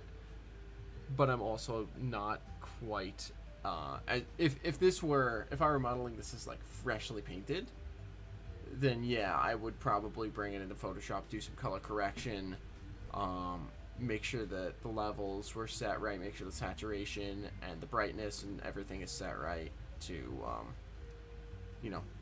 really get the colors to be in the right spot. But because I'm going to be modeling it with an amount of weathering, I'm not quite as worried, because a little bit of soot, a little bit of grime, a little bit of fading of the paint will cover that up. Or at least that's my story, and I'm sticking to it. But yeah, in my experience, if you know, if the color, as long as you get the color close enough, the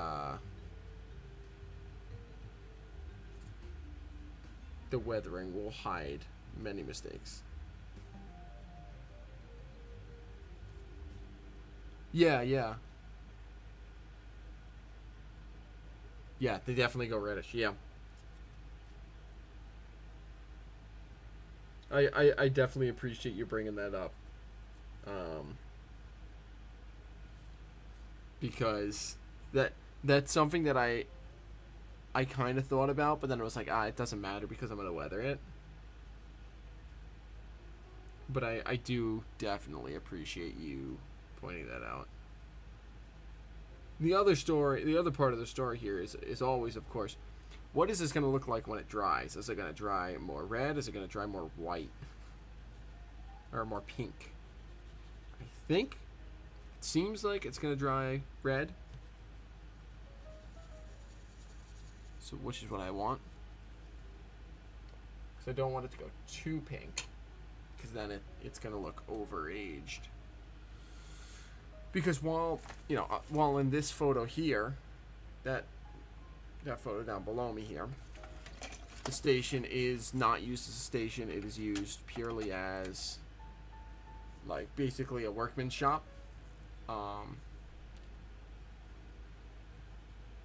I do want to model it with a little more life left in it. Same era, so that's why I'm sticking with the red and not going with the flashier tan and brown. But I do want it to have a little more life left in it. And I don't remember why I started saying that, but that's what I want to do. Because even though in this photo there is a Penn Central truck next to it, unless the BNCCS was borrowing the Penn Central truck,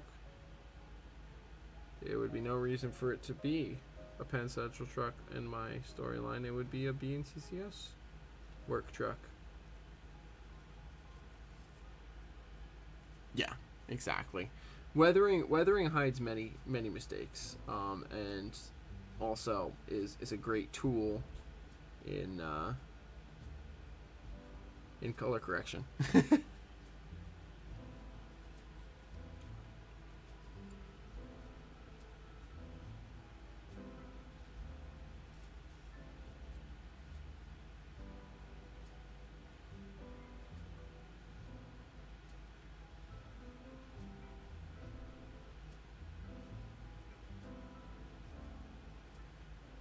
I'm just using my micro brush here to make sure I get the insides all the way around of the window mullions, all the lights.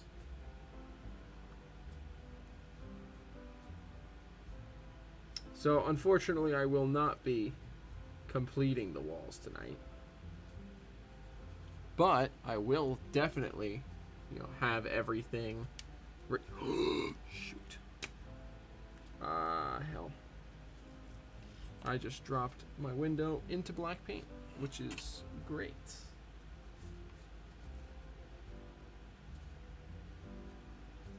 Well, that's one way to darken the red.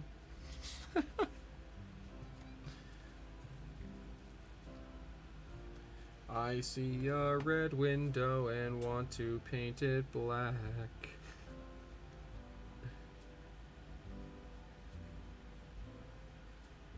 There we go, fixed.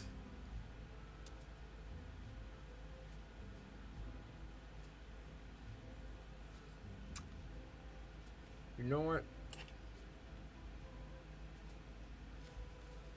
There we go. I have tools, I should use them.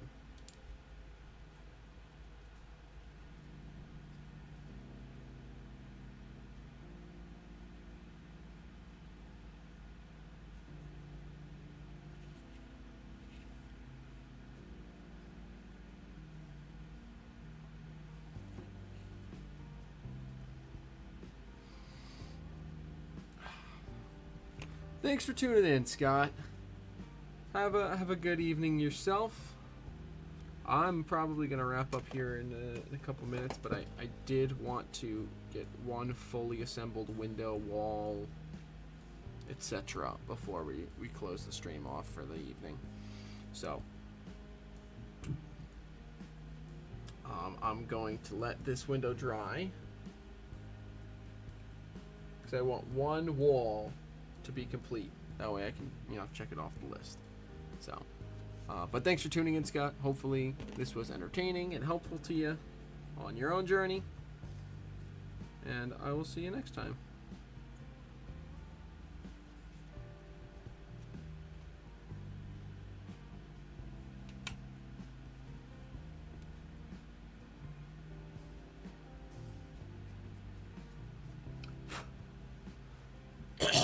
Excuse me.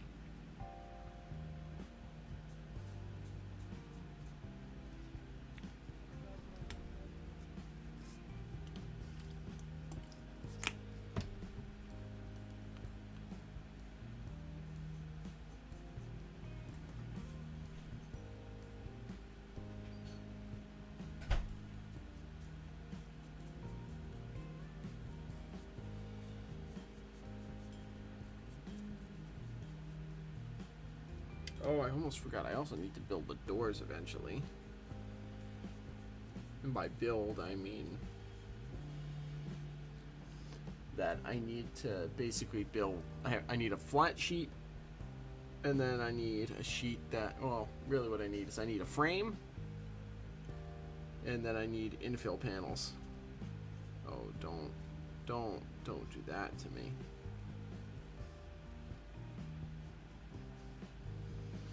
Shoot. This big... Because this is such a big panel, it's starting to bend.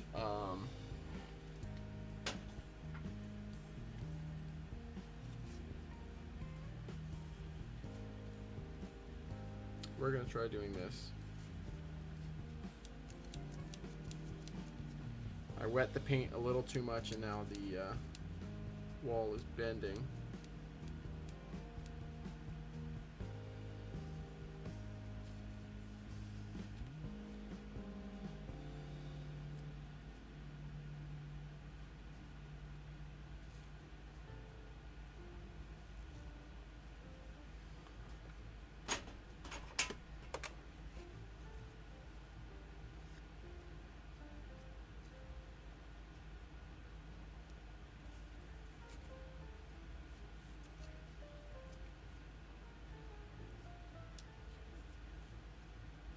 So Paul, when Ray's coming over tomorrow, is he gonna actually run some trains, or is he just there to visit and hang out? Or is that gonna be up to him?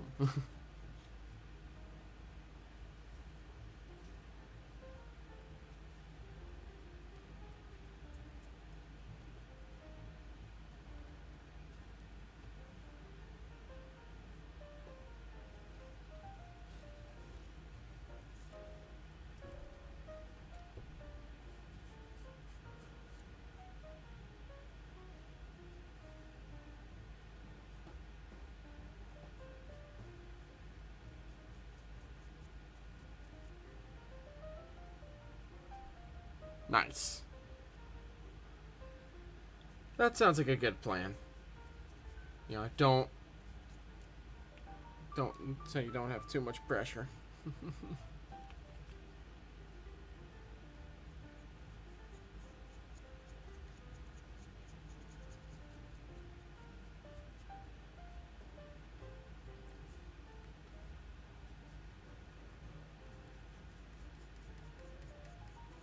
I can't wait till I get up there in October.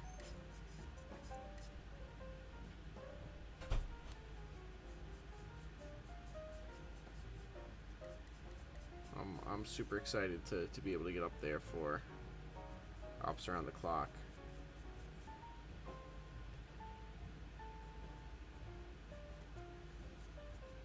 And I'm also excited for Oktoberfest, beginning of the month of October. Because not only will I get to see friends that have layouts, but I also get to see friends from RPI. Because the the club there was invited by Doug to participate this year, which is awesome. And I even thought about suggesting to Doug to reach out to the RPI club, but he did it all on his own. I didn't even have to say nothing. Which actually totally makes sense, because I know they've been working on some projects. They've been working on some projects together between the NMRA and or the Hudson Birch Division and the RPI Club. They've been doing some stuff together, so I'm not surprised, but it's still good to see.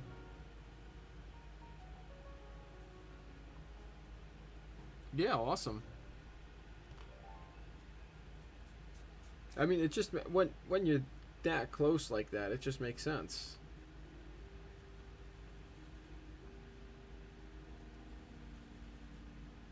Get the kids, get the youth involved in the NMRA. Get them to layouts, get them operating, get them, more engaged in the hobby.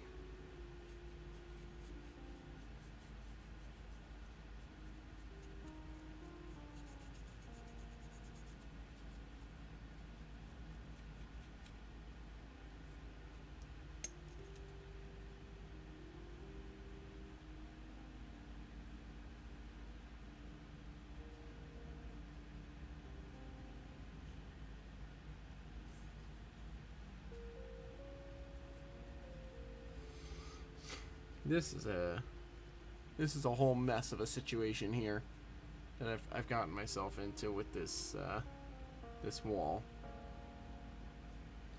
So I'm hoping if I wet the inside, it will come back to flat over time. So I might actually just pause that there for the night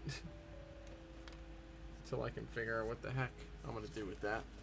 So we take off my glove, we move this pallet out of the way.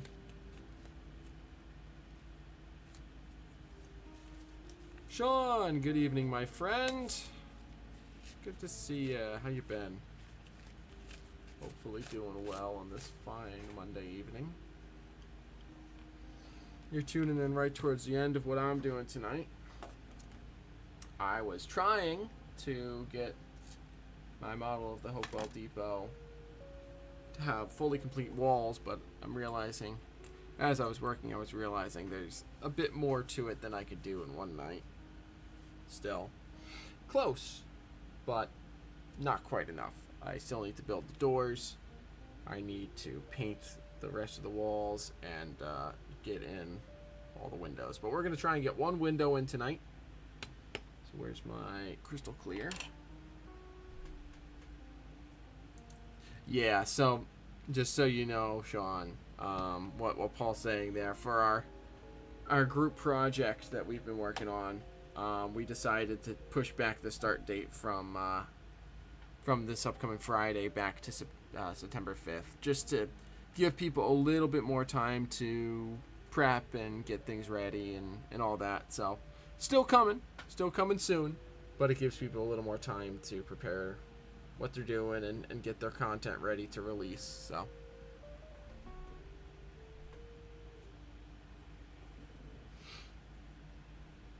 I gotta order more supplies for what I'm doing. I have enough to start, but I gotta reach out to you, Sean, and get some more stuff. Need more modules.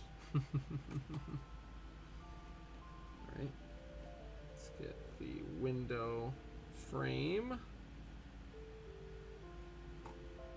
Take off the 3M sheet.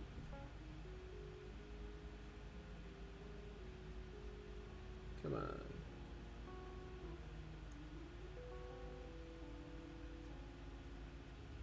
There we go. Peel off this 3M sticker sheet.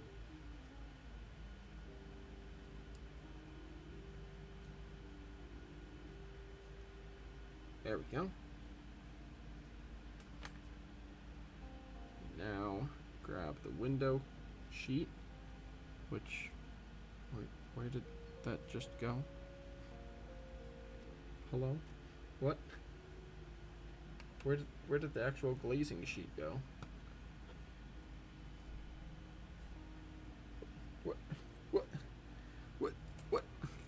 What did I do with it?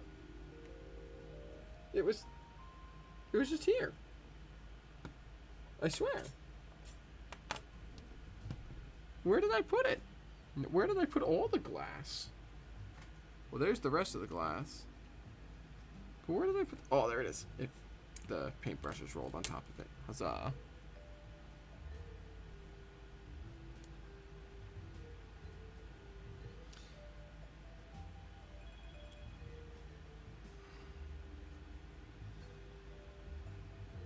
So I'm going to get the glazing sheet onto the sticky 3M.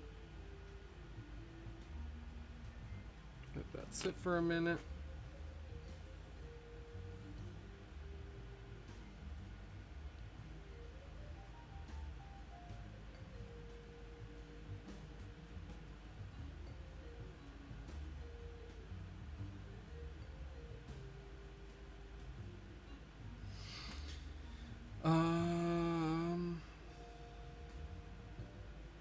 Got that. So now I just need to put the actual whole assembled window here into one of the holes, into one of the rough openings that I've cut.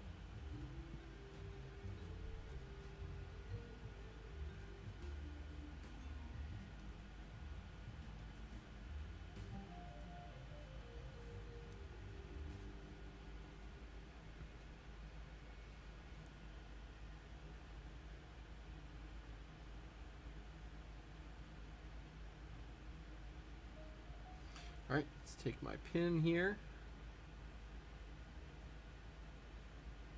Get some glue around the edges.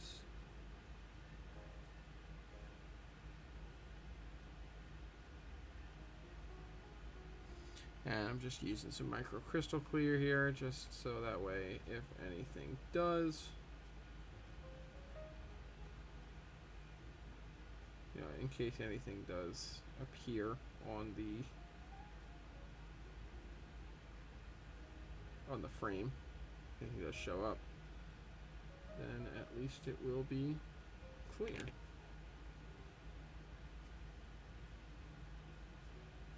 Alright, let's get it into the window, into the window, into the window, into the window, go, go, go, go, go.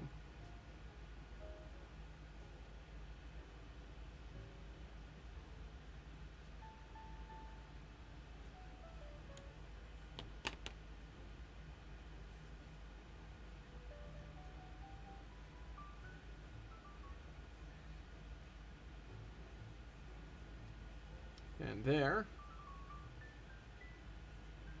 we go. Let me go ahead and bring my zoom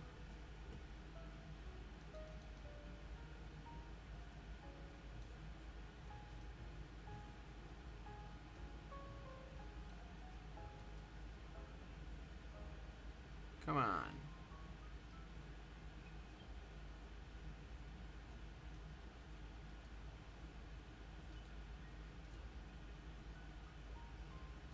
Can I please bring my oh, I'm that's why I'm playing with zoom. I really should be playing with focus. That's what I need to be playing with.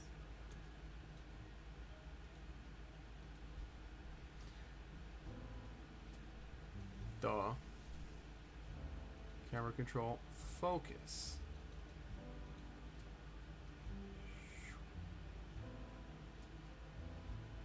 There it is. So it is actually a little bit off center, so I'm going to push it over.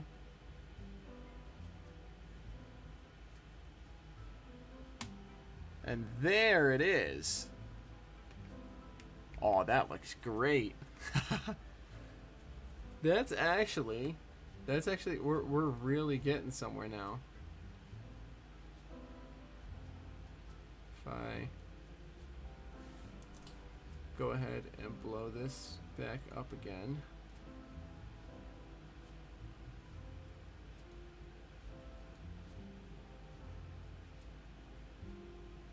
We're finally starting to look like that bay window there. That's sick.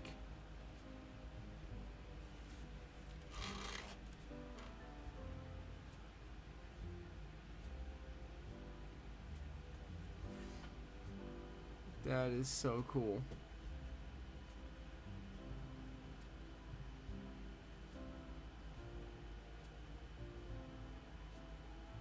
That makes me so happy.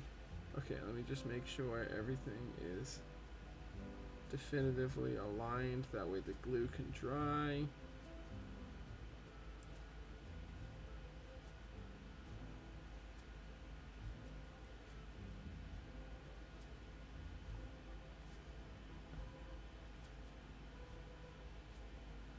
There it is. There's your front window, front bay of the window. And actually, let me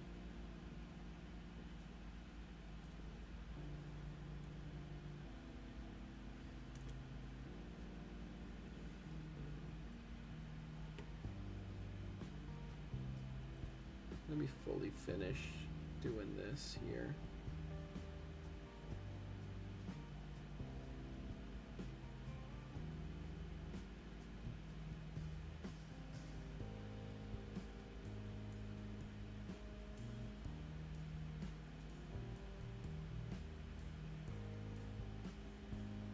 Trim this all out.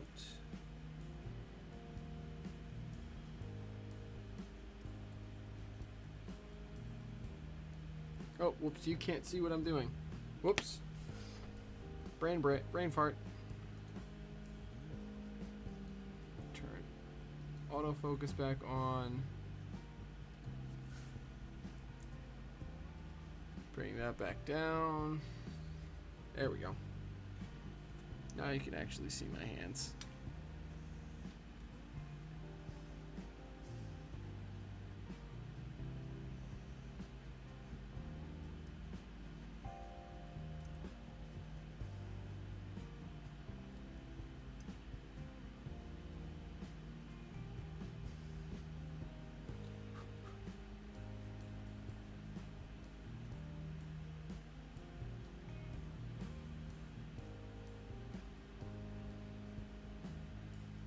Uh-oh, don't do that. No, no, no, no, no, no, no, no.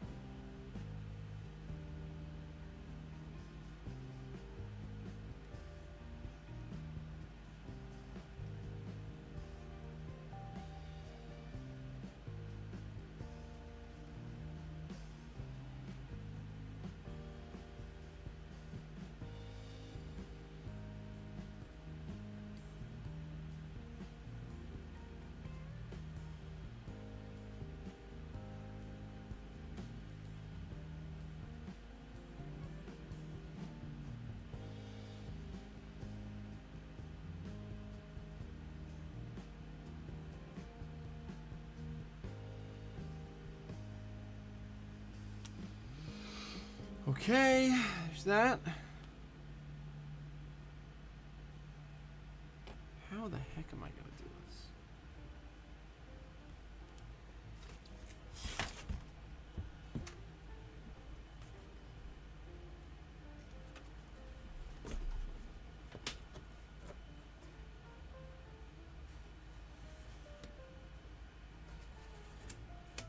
Let me start by doing this.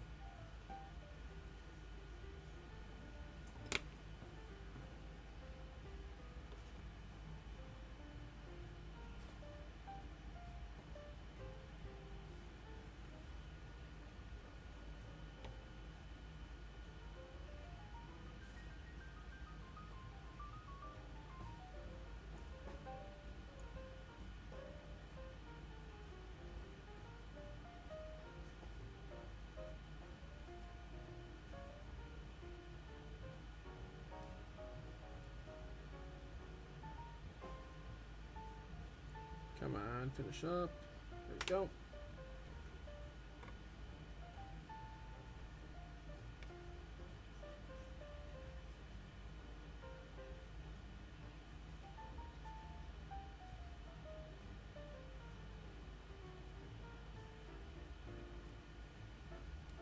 Just try to get this trim on there.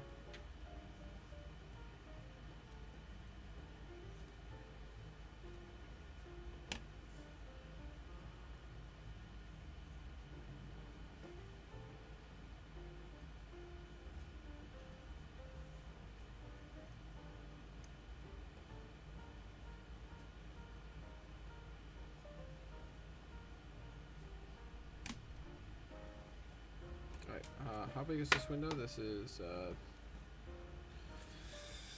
think. Remember how big was this window? This window was 2'6", right? Yes.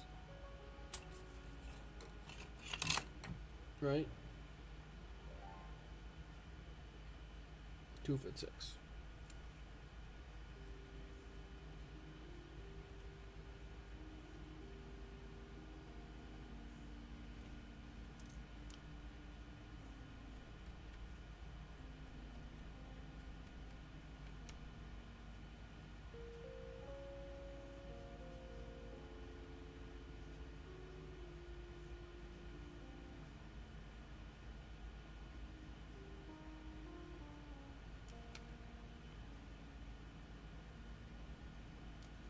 There.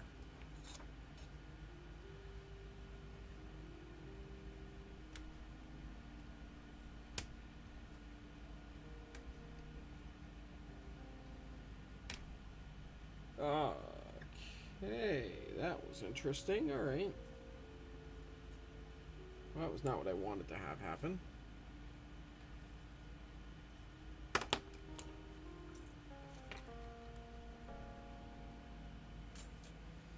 Now I need to see, though, if I can actually...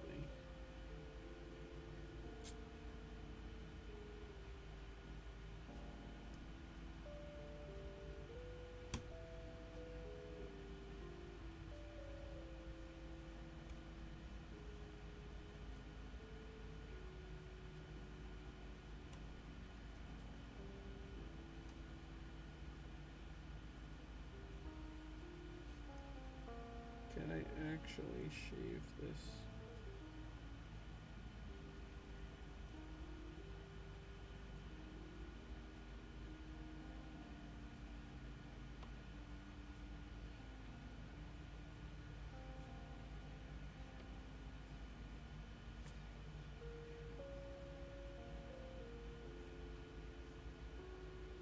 I don't know what I'm even trying to do this for right now.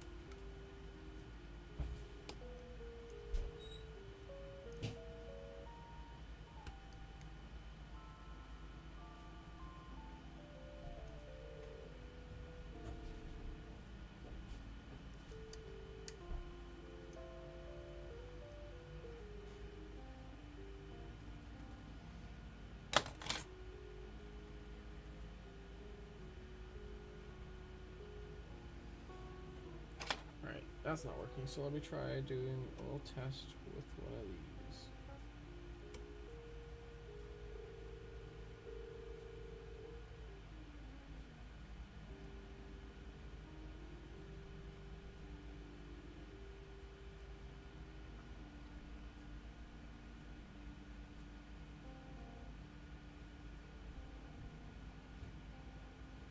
You know what?